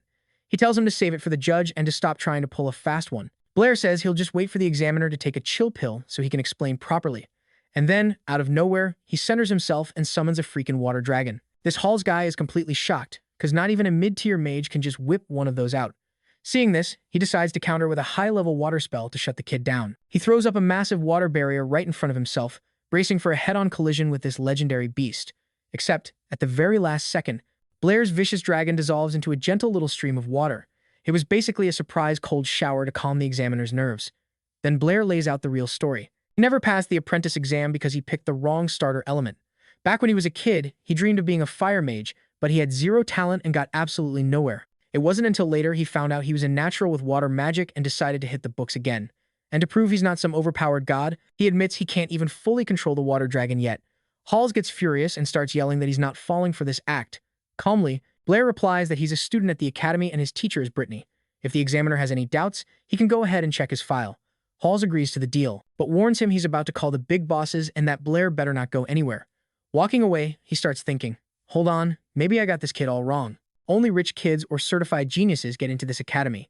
So, Mustache Man slams the door to go dig up some dirt, leaving Blair to just kind of vibe in there. Blair's just thinking, man, what a weirdo, when suddenly, there's a knock. He opens it, assuming the mustache guy made a world record return trip. But surprise, it's a girl named Molly, struggling with a paper mountain that's about to collapse. Without even looking up, she announces she's got the list of everyone who took the exam. Our guy tells her the examiner just dipped, but his voice makes her think she's talking to some dude named Chenlu. When she finally peeks over the paper fortress and sees Blair's face, she's so shook that the entire stack goes flying in a glorious paper explosion all over the floor. The girl just stares at Blair, her brain doing the whole buffering thing because she swore she heard Chenlu. To cut the confusion, she just asks him straight up, "Are you him?" And in a moment of pure, cinematic, terrible timing, another girl, Isabella, materializes in the doorway and sees the two of them. And she is not a fan of the view. See, from her angle, it looked like Blair and Molly were having a real personal space is a myth moment. Our boy, clueless to the storm brewing, just asks what she's doing there. Fuming, she just volleys the question right back at him, snapping, "Why couldn't I be here?" Molly then scoots closer to Blair, whispering that she'll let it slide this time, which, to Isabella, looks sketchy as all heck and sends her brain into red alert conspiracy mode. Convinced they're swapping secret lover messages, the jealousy monster takes over. The blonde immediately starts charging up a spell, ready to give our boy a piece of her mind. Blair begs Molly to let him go so he can defuse this ticking time bomb, but she's holding on tight. So, in a moment of sheer panic, my man just starts screaming for help. Seeing the absolute train wreck she's caused, Molly decides to explain. She's like, "Whoa, chill out. I was just assigned to watch him," and throws out a quick, awkward apology for the whole mess. Isabella's spell instantly fizzles out as she just gawks at the blue-haired girl. Her first question, obviously, is why the heck would someone put Blair on a watch list? But Molly just hits her with the classic "I was just following orders," scoops her papers off the floor, says she's got deliveries to make, and just ghosts them. Meanwhile, our hero's just standing there, probably trying to process the last 5 minutes of chaos. Isabella even tries to yell after Molly, like, "Hey, I've seen you around the academy," but it's no good. So she spins back to Blair, demanding answers. "Okay, spill. Why the babysitter, and what are you even doing in here?" Our protagonist is like, "Oof, it's a long story," and proceeds to download the entire saga for her, starting with his ridiculous exam. After getting the full scoop, Isabella absolutely loses it, cackling at the examiner's wild assumptions about our boy. He also clears up the Molly thing, explaining that this Halls guy basically assigned her as his shadow, and right in the middle of their chat, the doorknob twists and the door swings open. It's Halls. Blair cheekily asks if he finally found what he was looking for, and Mustache Man is like, "Oh yeah, all my doubts are gone." Plot twist. He didn't come alone. He brought President Angus, who apparently wanted a one-on-one with our MC. The president swans in, laying the compliments on thick, gassing Blair up about his supposedly legendary talent in both magic and mathematics. Our boy, ever humble, gives a polite greeting and insists he's just a regular dude. Then Angus spots Isabella and goes, "And what are you doing here?" A little baffled, she fires back. Did you forget you invited me to the Magic Society? And that I'm a student from Shandonassa?" Angus just smirks and plays dumb, saying he doesn't recall any of that. Then, with absolutely zero shame, he asks if it's true that Blair and Isabella are an item. Our boy is just floored that she's already in the society. And the blonde, naturally, takes the opportunity to flex. The president then drops the invitation. He wants Blair in the club, too. Blair immediately accepts and asks, "So, does this mean I passed the test? Am I officially a novice mage now, or what?" Halls basically admits he jumped the gun and finally presents our boy with a fresh robe and an honorary member's order. And just like that, Blair has officially leveled up. Feeling the fabric of the robe, our protagonist finally feels like he's actually part of this crazy world. After he bounces, Halls and Angus are left behind, talking about how the kid reminds them of someone. Alright, so Blair's walking home, and his brain is already crunching the numbers.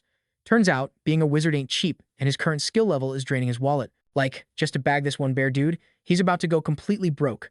And he's dreading the level up, because he knows those magic prices are going to skyrocket into the stratosphere. So yeah, a new hustle is officially on the agenda. This wizarding life is a serious money pit.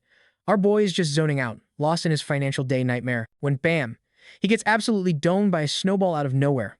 The culprit? None other than Isabella, looking way too pleased with herself. But hey, game on. Our dude decides to clap back, using his water magic to whip up a freaking mega snowball. But Isabella? Oh, she's not playing. She skips the snow and goes straight to conjuring a literal fireball. Blair, oozing confidence, tells her she's going to regret that. Cut to a few minutes later in the shower, where he's definitely regretting his life choices. He's literally nursing a legit burn. Stepping out of the bathroom, he spots Brittany just chilling. He's like, "Yo, where's Isabella?" And the prof just casually drops that vacation started, and she bounced. Brittany then hits him with the classic, "So, when are you visiting your folks?" Question. Blair gets real for a sec, explaining that ever since his dad passed away, his mom's been in a really dark place, and seeing him just makes her break down. Not wanting to be a walking tearjerker, he asks if he can just crash with the professor. Besides, he's internally freaking out, remembering he's not even the real Blair, which would make for the most awkward family reunion ever. Brittany's clearly bummed by his story and pulls him into a big ol' hug. We're talking a full-on, face-in-the-chest comfort hug. She tells him he can stay as long as he needs, and to cheer him up, declares a shopping trip for the next day. Then she flashes this sneaky little smirk, because she just secured herself a personal chef who has to cook for her 3 times a day. Fast forward to the next day, and our duo's hitting the market for groceries. We stroll past the Math Society building, and Brittany's like, "Hang on, I gotta drop off some paperwork." So Blair finds a seat in the waiting area, just killing time. While waiting, Blair eavesdrops on a couple of math nerds ranting about some new problem that a genius solved instantly. They're whining about how they totally had the solution too. They just, didn't get around to submitting it. And this little pity party is what sparks a massive light bulb over our hero's head. Suddenly, out of the blue, he cooks up a genius money-making scheme and accidentally says the quiet part out loud. The two math dudes just stare at him like he's grown a second head. Just then, Brittany walks out, and she's greeted by the sight of a vegetable massacre all over the sidewalk. Blair's like, whoops, admitting he fumbled the groceries while juggling a tomato for kicks. The professor starts panicking that their dinner's about to become street paste and tells him to clean it up like, yesterday, he's all I got this, pointing out there's an egg right by his shoe. He glances down and, yup, total carnage, a splattered egg and a pulverized tomato. Our boy's heart drops so much for that tomato and egg dish Brittany's obsessed with. Brittany sees his face, grabs a fresh tomato, and just straight up crushes it in her fist like a supervillain. Then, with the most terrifyingly calm I'm not mad face ever, she says she's not mad. Blair immediately decides his #1 mission is survival and the money plan can wait. They finally make it back home. Somehow, Brittany is in a great mood, even calling Blair a good boy. He's just wiping the stress sweat off his face, mumbling that he's just glad she's happy. Brittany's licking her fingers, raving about how amazing the food is and demanding another round. But our boy puts his foot down. Hard. He's like, hold up, you had 3 servings for lunch, a mountain of potatoes for dinner, plus 2 bowls of soup. He basically tells her to pump the brakes before she explodes. She actually listens, putting on a full-on puppy dog face and saying she'll just go study math while he cleans up. He totally falls for it, thinking he's crushed her spirit and vows to cook a feast tomorrow. But plot twist, she wasn't mad at all. She pops back in, slaps down a bag of cash, and tells him to go bigger on the groceries. Suddenly hyped, he promises her 5 servings of fried chicken and potatoes, announcing that it's officially time to get this bread literally and figuratively. See, he's cracked the code on how to get rich. He just needed some seed money, and now, thanks to Brittany's bottomless stomach, he's got it. So, here's the master plan. Tomorrow, he's going to post a gnarly math problem with a 1-coin prize. The catch? It costs 1 coin to even try. And if you fail, he keeps your money. Hustle is to let all the failed attempts build up the prize pool into a massive jackpot. Then, he'll swoop in, solve his own impossible problem, and walk away with all the cash. Genius, right? So, sleep is for the weak. Our boy decides it's time to kick his genius plan into high gear. He grabs a pen and starts brainstorming a problem juicy enough to be worth all that cash. And then, bing, the perfect idea hits him. He dunks the pen in ink and gets to work. The masterstroke was to cook up a problem using the butterfly theorem, which is basically pure catnip for the math nerds in this world. The next day, he struts into the mathematical society, oozing confidence. But the folks there basically shoot him down on the spot. The guy at the desk lays it out. Rules are rules. The minimum prize for any challenge has to be 10 gold coins, and the society skims 1 coin off the top as a service fee. Without even blinking, our protagonist decides to yeet almost all the money Brittany gave him just to get his problem on the board. The clerk agrees and goes for the money bag, but our guy hesitates, getting a sudden case of cold feet. And right on cue, Brittany happens to be walking by. She sees the whole exchange and her brain just screams, mugging. She doesn't waste a second before clocking the poor mathematician right upside the head. The protagonist tries to drag her out of there before she causes an international incident. The bigger issue is, with their cash reserves now decimated, their meals for the day are looking tragically skimpy. A few days crawl by, and they're back at the market for supplies. Blair is trying his absolute best to impress the teacher with the pocket change they have left. He keeps telling himself that as soon as that prize money hits, he's buying her the fancy chicken she's been dreaming about. But then, out of the blue, Brittany just vanishes. He's totally baffled, looking everywhere for her. But since she's gone, he figures it's the perfect chance to dash over to the math society and check on his investment. On his way, he literally runs into Brittany, who casually tells him she already went. Apparently, she saw a new problem on the board and just solved it. Real quick, she says she bagged 10 gold coins and offers to buy him a snack. Our boy's jaw completely detaches and hits the floor when he hears this, stunned by the sheer cosmic irony. His reaction is so over-the-top weird that Brittany actually gets worried. Then, in a glorious moment of pure panic, he just snatches the money right from her hand. On the inside, he's a raging inferno, but he plays it off, claiming he's crying tears of joy. The new plan was to figure out how to ditch the professor so he could finally secure the bag. So, the next day, he decides to slip out of the house way before sunrise.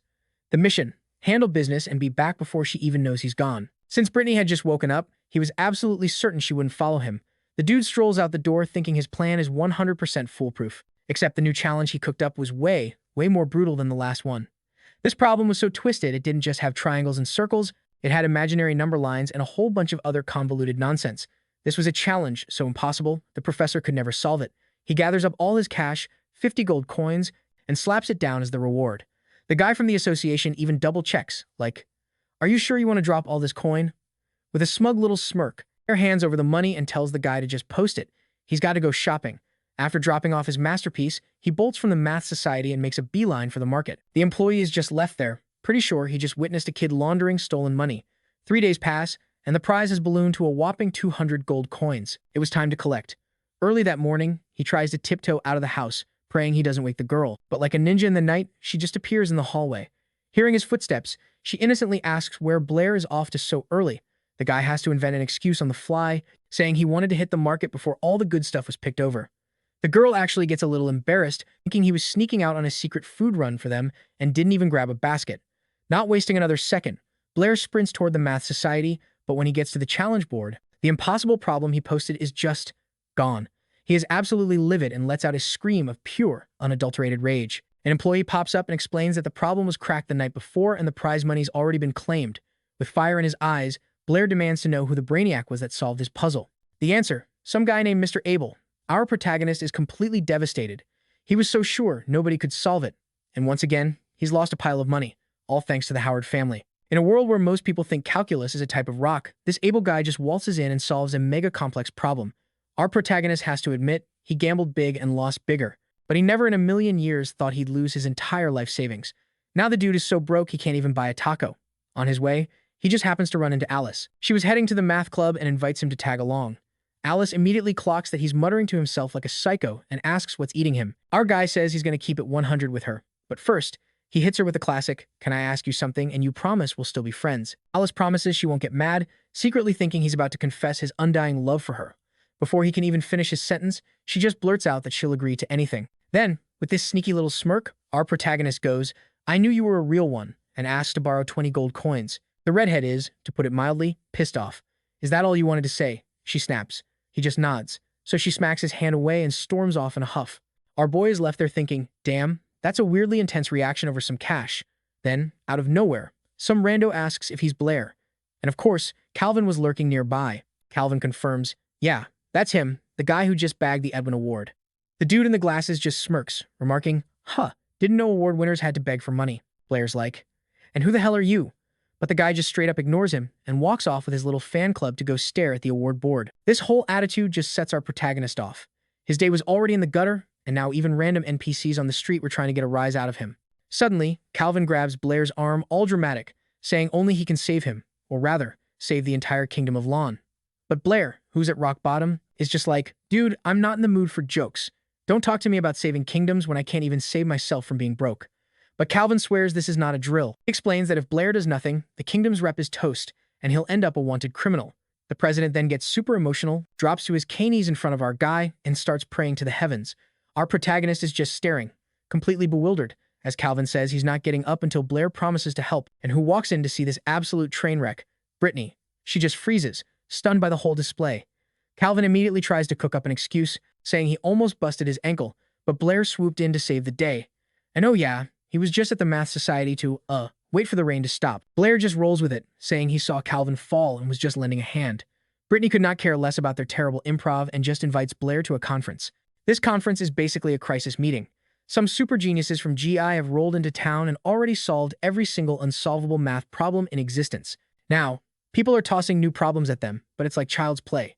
These guys are on a non-stop victory tour, and the city of Yabo is their final stop. So, long story short, if the home team can't come up with a challenge that actually challenges these guys, the Lonan Kingdom street cred is going straight down the toilet. The president asks if anyone has any ideas, but at that moment, our hero can only glare at Abel, dead certain that's the dude who has his 50 gold coins. Brittany asks Blair if he's got anything. He's quiet, so she just sighs and tells him to forget it. You could practically feel her disappointment that he was drawing a blank. The rest of the crowd starts bailing since no one can think of a single thing. Trying to stop the exodus, Calvin shouts that it's a real shame they're all leaving, since the king put up a reward of 5,000 gold coins for the job. The instant our boy heard the word money, his entire face lit up. The president was still in the middle of his dramatic monologue, saying it looks like they'll just have to surrender. But then Blair yells out, hell no, we can't give up that easily. Brittany whips her head around, completely floored by her student's sudden passion. Calvin rushes over, grabs his hand, and asks if he can really pull it off. Blair says, you bet your ass I can, I'll stall those geeks from Sha. He then lays it on thick, saying, it's not about the money, it's about defending the kingdom's honor. The president buys it hook, line, and sinker, because if the scientists win, the kingdom of Lonan would become a global joke in the world of mathematics. Our hero assures them he's cooked up a problem so twisted, those guys won't even get close to the city. Calvin asks him to spill the beans, but Blair holds up a finger. He had one condition. He points directly at Abel and says, I need 50 gold coins from him. Now, so the silver-haired dude's like, all right, I get the whole mysterious genius rep now, and immediately throws down an offer of 200 coins for the job. But our boy Blair hits back, saying he only needs 50. He's just there to get his money back. Abel's cool with that. Then, with a sly grin, Blair asks Calvin for a pen and paper. He starts cranking out these problems nonstop, getting ready for the big reveal. Calvin snags a sheet, looks at it, and is probably thinking, dude, is this a joke? This looks like first-grade homework. Brittany strolls over to see what's up and yanks the paper right from the president's hands. She sees the first task, divide any angle into 3 perfect parts. Easy, right? The second was about squaring a circle, and the third was pretty much more of the same impossible-sounding geometry class nightmare. The whole peanut gallery starts grumbling, thinking the tasks are a total cakewalk. Even Brittany's skeptical, asking him straight up if he really thinks these 3 little brain teasers will stop a team of scientists. Our guy just smirks, says he has complete faith in his little puzzles, and tells everyone to grab a pencil and give it a shot themselves. Plot twist. Trisecting an angle, squaring a circle, and doubling a cube are legendary, brain-melting problems straight out of ancient Greece. They look deceptively simple, but the second you actually try to solve them, you've just signed up for a one-way trip to a mathematical nightmare. For centuries, every generation of geniuses took a crack at them, but it took a solid 2,000 years for science to finally prove the truth. These problems are a trap. In reality, it's literally impossible to solve them with just a ruler and a compass. Professor Brittany pulls an all-nighter trying and gets absolutely nowhere. By the time she finally looks up from the paper, it's already dark outside, so Blair suggests she call it a night. But as they're heading out, the silver-haired dude, Abel, calls out to him. He saunters over to our boy and asks if these problems even have a solution. Blair just hits him with a little smirk and asks, what do you think? And before Abel can even answer, our protagonist just turns his back and walks off, leaving him with a casual, you should think about it, total power move. That level of sass aimed at the head of the Howard family has Abel absolutely fuming. Once they're a safe distance away, Brittany asks the same question. For real, can they be solved? He breaks it down for her. Impossible with a ruler and compass. He adds that it'll probably take Abel and his science bros about 2,000 years to figure that out. They finally make it home, where Blair proceeds to whip up dinner for them, and she's got to admit, the guy is an absolute beast in the kitchen. Our boy starts doing the dishes and jokes, a little salty, that she's just trying to lock him down as her personal chef. But their banter is cut short by a sudden knock at the door. The person knocking? None other than Calvin. Brittany heads over to open the door. They let him in, and the poor guy's basically a human popsicle covered in snow, so they fix him some hot water. The president of the Mathematical Society is freezing his tail off, but he gets straight to the point. He asks if it's true that the visiting scientists are totally stumped by the new problems. Blair's just like, yup, you can relax. He states flat out that nobody on Earth can solve those things. A massive wave of relief just washes over Calvin. He says that after hearing that, he can finally breathe again. He thanks Blair, saying that when this whole thing blows over, he's going to personally march to the Capitol and sing his praises. But our boy cuts him off, saying none of that is necessary. The only thing that matters is the king's promised payday. Calvin tells him not to sweat it. The king of Lonan always pays his debts. After that, he says his goodbyes and bounces. The second he's out of Brittany's house, Calvin makes a beeline for the Mathematical Society. On the way, he just so happens to bump into Jia Ya's crew. They're on their way out, bragging about how they've already crushed all the city's problems and have no reason to stick around. The group's leader, some blonde dude, announces they're peacing out and heading home that very day.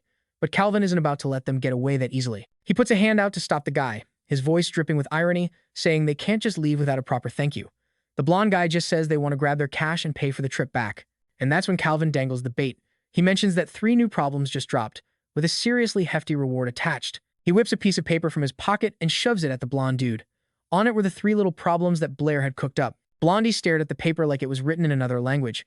He asked Calvin if they're seriously getting paid for what looks like basic homework. The president just confirms it, saying he's got paper and pencils all ready for them. All they had to do was give it a shot. But before they dive in, Tannen, the crew's leader, pipes up with a request.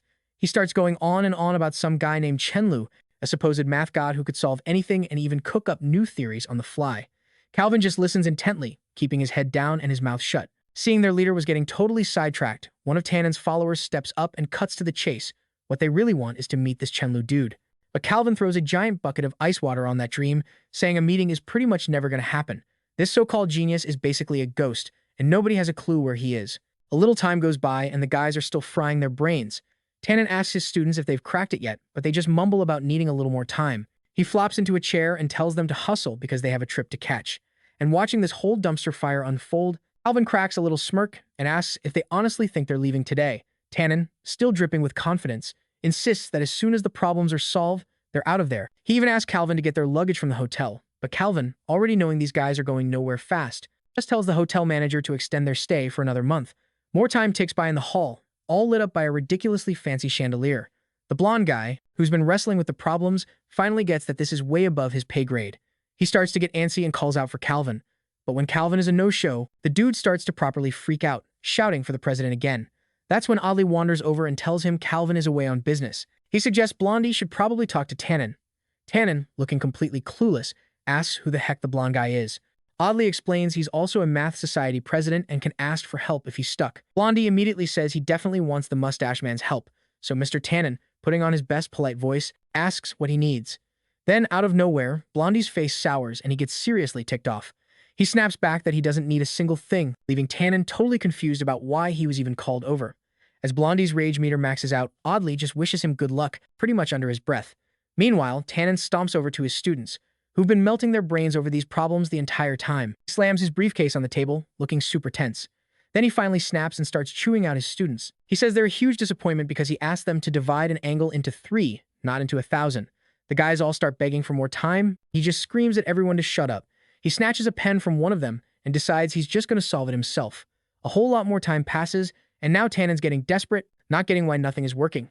He tells the students to start thinking of new angles, because these problems are way harder than they look. Meanwhile, Audley's just chilling, reading a newspaper and thinking about Blair, the so-called demonic genius from Lonan. Calvin walks up to the president and asks what he's reading.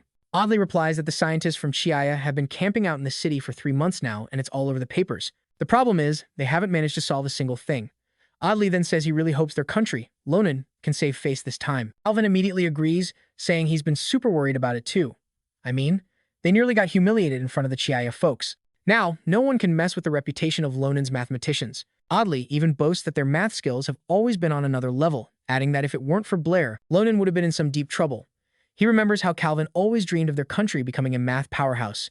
Then, with his eyes practically sparkling, he says that if Chenlu manages to school the Chia scholars, he'll become the new legend. But Calvin is there to kill the vibe, pointing out that Blair is only motivated by money. He says if they put up a reward of $1 million in gold, maybe the guy would actually show up. A while later, the president decides to call Blair in for a little one-on-one. He starts by thanking our boy on behalf of all the scientists and the people of Lonan, but Blair could not care less about the thank yous. So he's like, all right, let's cut the crap. When do I see the king's cash? Calvin explains that the rewards already got the green light, but the payout only happens after the scientists from Chi have officially pieced out of the city. Blair immediately put 2 and 2 together. Those nerds weren't going anywhere. They'd probably squat there for a solid 10 years. This meant he needed a creative way to give these guys the boot.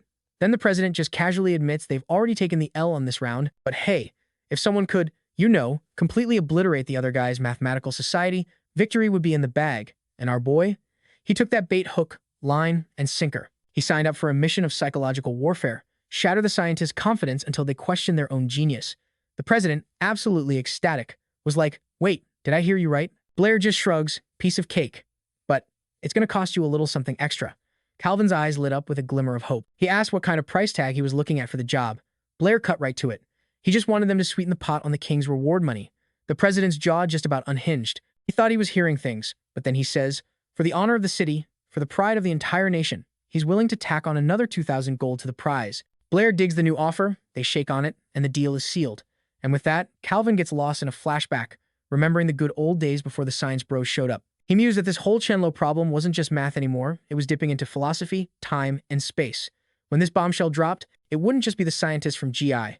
The entire continent was going to be shook. And then, out of nowhere, bam, his office door gets kicked wide open. Some dude named Audley storms in, waving a letter and having a full-blown panic attack. He's totally out of breath as he slams the letter on the desk, explaining it's an urgent message from the capital. It says the state of GI has gone public, basically trash-talking that their scholars are about to steamroll their entire mathematical society. Calvin glances at the letter and sighs. Well, it's over. GI won, London lost. Audley nods. We're done for. But then he adds, there is one last shot though. If they can solve 3 ridiculously hard problems before the scientists get here, the headlines will declare their country the winner. But Calvin was having none of that. He crumpled the letter, demanding to know why Audley was acting like they'd already lost. Fired up, he declared the fight wasn't over and they sure as heck weren't about to give up. He swore right then and there that he would personally send those big shots from GI on a one-way trip to oblivion. Cut back to the present. Tannen's students are still melting their brains over these problems. Suddenly, a paper wad flies through the air and nails one of them in the head. It was chucked by his friend, who was basically saying, dude, this is pointless. But the kid who got hit shot back, no way, man, I'm this close to cracking it. Just then, another student starts to completely lose his cool, freaking out because he can't solve a problem that looks deceptively simple. Another guy yells over to someone named Vincent to get the kid out of there. Vincent didn't even blink. He yanks the panicking kid up by the collar while the guy's literally clawing at the floor, begging to stay and suffer. While this whole soap opera is going down, one of the guys notices a brand new challenge posted on the bulletin board.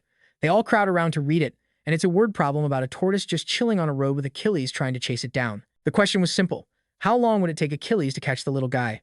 A dude named Melky immediately scoffs. That's a joke, right? If you know their speeds and the distance between them, an 8-year-old could solve that. But Vincent cuts him off. Whoa, slow your roll. The guy who came up with this is Blair, and they all noticed a little PS written at the bottom of the notice, which read, no matter how fast Achilles runs, he will never be able to catch the tortoise. Vincent squints, trying to look under the paper for a hidden clue. Then some dude in glasses just clicks his tongue and starts laughing his head off, calling the whole thing total nonsense and bragging that his nephew could catch the tortoise. Vincent, totally annoyed, nudges his buddy and says, Blair didn't write that just for fun, you know. Melky totally agrees with him, but admits he's still not getting it at all. Seeing the little crowd forming, Calvin moseys on over to ask if everything's cool. Vincent explains they're completely stuck on Mr. Blair's problem and asks for a hint. The man replies that, as far as he's aware, the scientists have always preached that time and space can be divided up infinitely. But then he spins around, looks at everyone, and asks, but is that actually true? The crowd absolutely loses it, claiming it's not just their mathematicians thinking this way, it's the entire freaking world. Calvin then drops the well, actually, explaining they're all missing the point. It's not about speed. The catch is, every time Achilles closes the gap, the tortoise scoots forward just a little. So the distance keeps shrinking, sure, but you can divide that shrinking process into an infinite number of steps. Looked at that way, my guy literally never reaches the tortoise. The light bulb goes off for one of the guys, and he has a full-blown existential crisis, realizing he could never, ever catch the creature. Another guy yells that this is just some brain-scrambling nonsense Blair cooked up, because obviously you can catch the tortoise. But if he's right, it means the entire mathematical foundation of TA was a complete lie. This young dude named Ron just rips the paper from the board, declaring he's going to show it to his master, who will 100% know what's up. As the nerds scatter, Calvin's just thinking that at this rate, the whole country is going to have a meltdown. A little while later, even the legendary Tannen reads the problem and declares Blair is a literal demon. His brain just short-circuited trying to compute how both his math and this paradox could be true at the same time. Meanwhile, Calvin's in his office having a staring contest with the tortoise, wondering if you could actually solve this thing with numbers. Suddenly, the door gets kicked open and some rando barges in, no knock, telling Calvin to get his butt to Gia because all their experts just rage quit. The president just deadpans that they couldn't even solve the other problems. After dropping the infinite tortoise bomb, he would have bailed on them too. After this challenge, the TA scientists had no reason to stick around. Staying would just be an exercise in public humiliation. This guy oddly starts arguing with the president, complaining that he's doing absolutely nothing while their reputation gets torched by these foreign nerds. Without saying a single word, Calvin slowly rises from his chair, gets right in the mustache man's face, and claps a hand on his shoulder like they're old pals, right before he drops the hammer. He lays it out. You want an explanation for all this mind-bending chaos? You need to bring me 7,000 gold coins. Some time passes, and we cut to Blair, standing under the moonlight, just mesmerized by 3 enormous chests overflowing with money. He's in a full-on gold fever trance, just thinking about how stupidly rich he is now. It takes Calvin a second to snap him out of it, and Blair just smiles, all like, oh, hey, didn't even hear you come in. The president cuts right to it. He paid the price, now he wants the answer to the tortoise problem. But our boy knows the real deal is way more complicated. This is Zeno's paradox, my dudes. The problem isn't just math, it's a philosophical mind grenade that blurs the line between possible and impossible. To explain it right, you'd have to get into quantum physics, but the people in this world barely have regular physics down. Nobody would understand a single thing. If you drop that kind of next-level knowledge on them, people would just riot. So, to keep things simple, Blair just goes, yeah, I don't know the answer. All while thinking, the real problem is I can't dumb it down enough for you. Then, Calvin calls him God Chen and asks why he'd invent a problem that he himself can't even solve. At that, Blair immediately cuts him off, telling him to keep his voice down because he's not trying to have his secret identity blown wide open. The president gets desperate and starts talking more cash, begging him to just think on it a little harder. This offer, man, it almost gets our protagonist again. His eyes are glued to Calvin's more money hand gesture, but he wrestles his inner greed goblin into submission and repeats that he really, truly doesn't have the solution. Calvin can see it's a lost cause and decides to bounce, already rehearsing how he's going to tell the king that not even a dragon's hoard of gold could buy this answer. But in one last Hail Mary, right before walking out, he shouts that he can throw in another 5,000 gold. It was too late, though. The door slams in his face, leaving the man talking to the wood. Inside, Blair had almost caved. He's thinking he needs to get a grip and not overload this world with future tech knowledge. If he does that, total disaster is basically guaranteed. Suddenly, he hears a scream from Brittany's room. She's calling his name. He sprints over, terrified, and throws the door open, yelling about what's wrong. And she's just there, totally buzzing, saying she had a breakthrough on the problem. So, if you keep dividing something an infinite number of times, does it just become zero? Our boy's brain just blue-screened.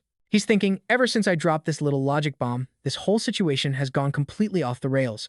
Professor Brittany herself was already starting to vibe with the paradox. He's like, wait, maybe these brainiacs can actually figure this out without me. The thought that the local talent might just solve it on their own is starting to sink in. Our guy is totally zoned out when Brittany's like, hello? Still with me? He snaps back, yeah, totally. Then she hits him with a sly smile, asking for his take, and my dude just freezes up. He's got nothing. But, lucky for him, in a moment of pure cinematic timing, Isabella bursts through the door asking if anyone's home. Blair sees his escape hatch and makes a beeline for the blonde at the door. Brittany's just left there thinking, did he seriously listen to my whole breakdown and then just bounce? Meanwhile, Isabella is already gawking at the piles of money, demanding to know where all the cash came from. He plays it cool, says it's his winter break earnings, and asks what she's doing back. Cutting in, Brittany pops up, trying to drive the conversation back to math, but our hero is already executing a hard pivot to literally any other topic. He declares that he's not wasting the last day of break indoors and invites them both on a shopping spree, his treat. Isabella doesn't even hesitate. She's already dragging Brittany off to get ready, shouting that they gotta go, like now. Fast forward to the next day, Isabella hits up Blair, saying she needs his help. He figures it's some homework crisis, but nope, she's totally stuck on which university in the capital to pick for her grad school application. Our boy, with the emotional intelligence of a toaster, just says, that's easy, just pick the one you like. The hint flies so far over his head it needs a passport, and she gets so ticked she rips the paper out of his hand. He tries to defend himself, like, hey, I can't choose your future for you, can I? So, the blonde tries another angle, asking where he's planning to go. He shoots back that he's staying put at the academy, and she just deadpan tells him to get lost. Our protagonist is completely lost, just assuming she's having a rough week or something. As he's walking down the hall, deep in his own confusion, someone calls his name. It's Alice, and she's got that super awkward we need to talk look on her face. She lays it all out. She's graduating, moving to the capital, and even if they're apart, she'll wait for him. But Blair, with zero chill, just cuts her off and says, don't bother, I'm not going. He's staying right here in Yabo City. The girl is so stunned by this revelation that the application in her hand just flutters to the floor. Out of nowhere, Alice grabs his shoulders, practically shaking him, saying that with his brain, he could get into the top university in the capital and become some world-famous scientist or mage. Blair just thanks her for the vote of confidence, but says he likes his current city. Crushed, she turns away and tells him not to get any ideas. She says she has to go. But then plot twist. Our boy runs and grabs her hand to stop her. Instantly, Alice's face goes nuclear red. Her mind is racing, wondering if he finally gets it. She's thinking, if he says he wants to come to the capital with me, he's going to confess everything, right here, right now. The girl looks at him, totally flustered, ready for the big moment, but he just says, super nonchalantly, you dropped this. He even tells her to be more careful with important paperwork before handing it back. And Alice, who is normally the calmest person in the room, just slaps him clean across the face and storms off, absolutely fuming. Meanwhile, back in the classroom, Isabella is staring at her blank form when, out of nowhere, the paper is snatched from her hands. It's Alice, playing document inspector. Seeing that the form is empty, she demands to know why it isn't filled out, since it's common knowledge the blonde was gunning for a magic college in the capital. Isabella fires back that it's none of her business and that maybe she doesn't want to go anymore. That's when Alice blurts out that she can't believe she'd do that for Blair, adding that the blonde had officially won. With that mic drop, Isabella turns beet red, completely at a loss for words. A few days roll by and Blair feels that familiar, painful ear-pulling sensation. The teacher just assumes he's all emo because Alice left town, but he just plays it cool, saying he was just, thinking about life. Yeah, right. She immediately calls his bluff, reminding him how the redhead was basically glued to him for a solid minute at the farewell party, and out of all the guys there, she only hugged him. So in her head, the math is simple. He's obviously not over Alice. He tries to run damage control, insisting it's not what it looks like, but Isabella is having none of it and finally lets go of his ear. Our boy frantically explains that Alice was just being polite, that it's just some weird custom, and that in reality, he was just mentally calculating how to make a boatload of money. A detail he wisely decides to keep to himself. Instead, he uses the classic deflection tactic. Hey, let me buy you something, pointing at a bookstall. Even though Isabella pulls the whole, oh, you don't have to. He's already committed to the plan. He asks for the price of a blue book, and the vendor hits him with a casual 20 gold coins. Isabella, trying to be helpful, chimes in that the book looks super high quality, basically telling him to just buy it. But then, completely out of left field, our protagonist flips out, yelling that 20 gold coins is a total ripoff. The vendor immediately gets defensive, swearing he's already at rock-bottom prices and that he's not selling books, he's selling knowledge, which is like priceless. Man, our hero just stares at the books, the vendor's corny line actually making him think. Seeing him zone out, Isabella figures he's just broke and embarrassed, so she offers to buy it for him. But then, plot twist, the guy grabs her hand and says, "We gotta bounce. Now." She's completely confused as he drags her away, leaving the vendor trying to call them back with zero success. The vendor just grumbles to himself that kids these days have no idea how to haggle, because if the guy had just pushed back a little, he would have totally caved and sold it for cheaper. Anyway, Blair pivots to a hat shop to buy her a real present. He spots this killer hat with a matching rose and tells her to try it on. The girl pops on the hat and asks if it works. He's like, "It's perfect," and instantly tells the saleswoman, "We'll take it." The woman rings them up, and Isabella is just standing there, shook, that he just dropped 20 gold coins on a hat without even blinking. He just tells her the hat was practically made for her and, honestly, who cares about the money? And in that one moment, Isabella actually thinks Blair can be kind of charming. And that's when the light bulb finally flickers on for our protagonist. The bookseller's words hit him like a ton of bricks, and he realizes that in this world, knowing your math is the most valuable superpower of all. A massive grin spreads across his face as he speeds up, telling the girl it's time to grab some lunch. He's absolutely buzzing because a plan to make some serious cash has finally clicked into place in his mind. You see, on the continent of Shan'an, intellectual property is guarded more fiercely than in our 21st century. Scholars who write books are basically A-list celebrities. That's why books are insanely expensive here and only the 1% can afford them. Over the years, people have literally been executed for trying to pirate a scientist's work. This world is a straight-up paradise for anyone with a new idea. Of all the different flavors of math, geometry is the one that really gets the scholars of Shan'an going. The thing is, their progress isn't even 10% of what it was back in the protagonist's home world. Blair suddenly realizes how insanely lucky he is to have been a math teacher in his past life. He could teach them so much about geometry, breaking down every single law and theorem like he was explaining how to tie your shoes. He even studied alternate solutions for complex problems just to flex on the smart kids in his class. His knowledge is way beyond what you find in a textbook. The idea is crystal clear. If he writes a book on geometry, he'll become a living legend, make an absolute fortune, and basically kickstart a scientific renaissance. Without another thought, he decides to start writing his magnum opus immediately. The plan: take the principles of Euclid, fix all the plot holes, and compile the ultimate geometry Bible. The idea completely takes over his life. 2 weeks fly by, and the guy is still in the zone, writing nonstop. He's so deep in the grind, he literally passed out face down on his papers. Out of nowhere, a loud banging on the door wakes Blair from his nerd coma. It was Isabella, already there and telling him to get his butt up. She sounded pretty ticked off, demanding to know why he was ghosting her when she'd been calling his name forever. Our boy just mumbles that he'll get dressed and be right down. Then he asks if something's wrong, but the girl's brain short-circuits when she sees Blair is shirtless, so she just tells him to hurry up and then makes a swift exit. Our hero's thinking, phew, dodged a bullet there.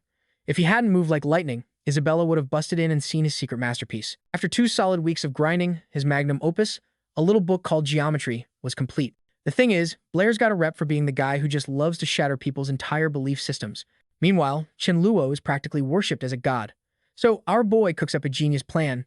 He'll deliver the book in disguise, posing as the legendary Chenlu himself. Cut to Calvin's office. There's a knock, and Calvin, without even bothering to turn around, just deadpans, "Come in." The Prez is just lost in his own head, thinking about how, even though the god Luo helped them smoke the GI scholars, GI was still the undisputed heavyweight champ of the math world. Right on cue, in strolls Blair, rocking his full Chenlu cosplay. He gives Calvin a casual hello and a little congrats on the promotion to Big Shot Branch President. Calvin, looking dead serious, is like, "Who are you?" Clearly thinking this can't be the actual god Luo.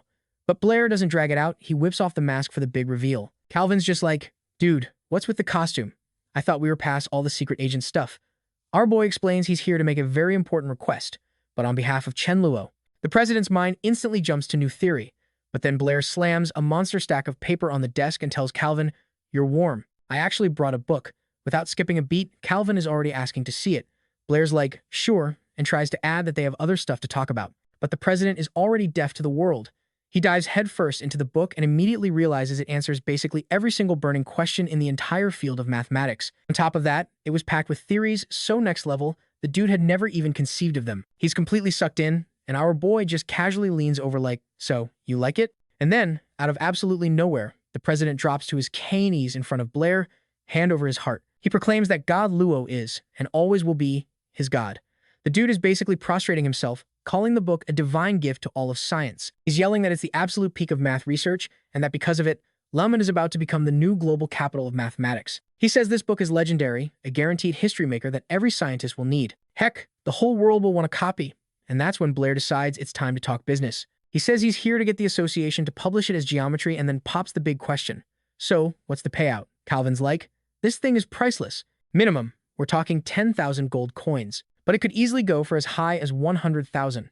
And then, with a completely straight face, Blair says, nah, 10 gold coins is cool. Calvin's brain just short circuits. He cannot process what he just heard and literally asks Blair to run that back one more time. Our boy explains he didn't do it for the cash. He did it to push the entire field of mathematics forward. He points out that if they price it at 100,000, nobody's going to be able to buy it. Hearing this, Calvin is just overcome with emotion, practically calling the kid a living saint. Inside Blair's head, however, the math was a little different. He was thinking, look, I'm no business guru, but selling a bazillion copies for cheap seems way more profitable than selling, like, 2. Volume, baby. He then drops another bombshell. This book is his mic drop on mathematics. From now on, he's going 100% into magic. Calvin is, to put it mildly, gobsmacked. He just can't wrap his head around how the math world is supposed to survive, let alone advance, without their savior, God Luo, to guide them. Our hero just shrugs it off, saying they've all put him on this crazy high pedestal. He says compared to the absolute giants from his world, he's nothing more than an ant. He explains that where he's from, scientists literally break their minds on impossible questions, chasing truth for generations with zero help from a god. It's only after all that struggle that they've reached a truly insane level of math, getting close to unlocking the secrets of the so-called Palace of Mathematics. And looking right at Calvin, he says he's got faith that one day, the scientists here will find their own way without a cheat code. And with that, Blair walks out of the association, mask off. Everyone's just staring, their minds blown and filled with a whole new level of respect. Calvin is just left there, totally speechless from that tale of another world.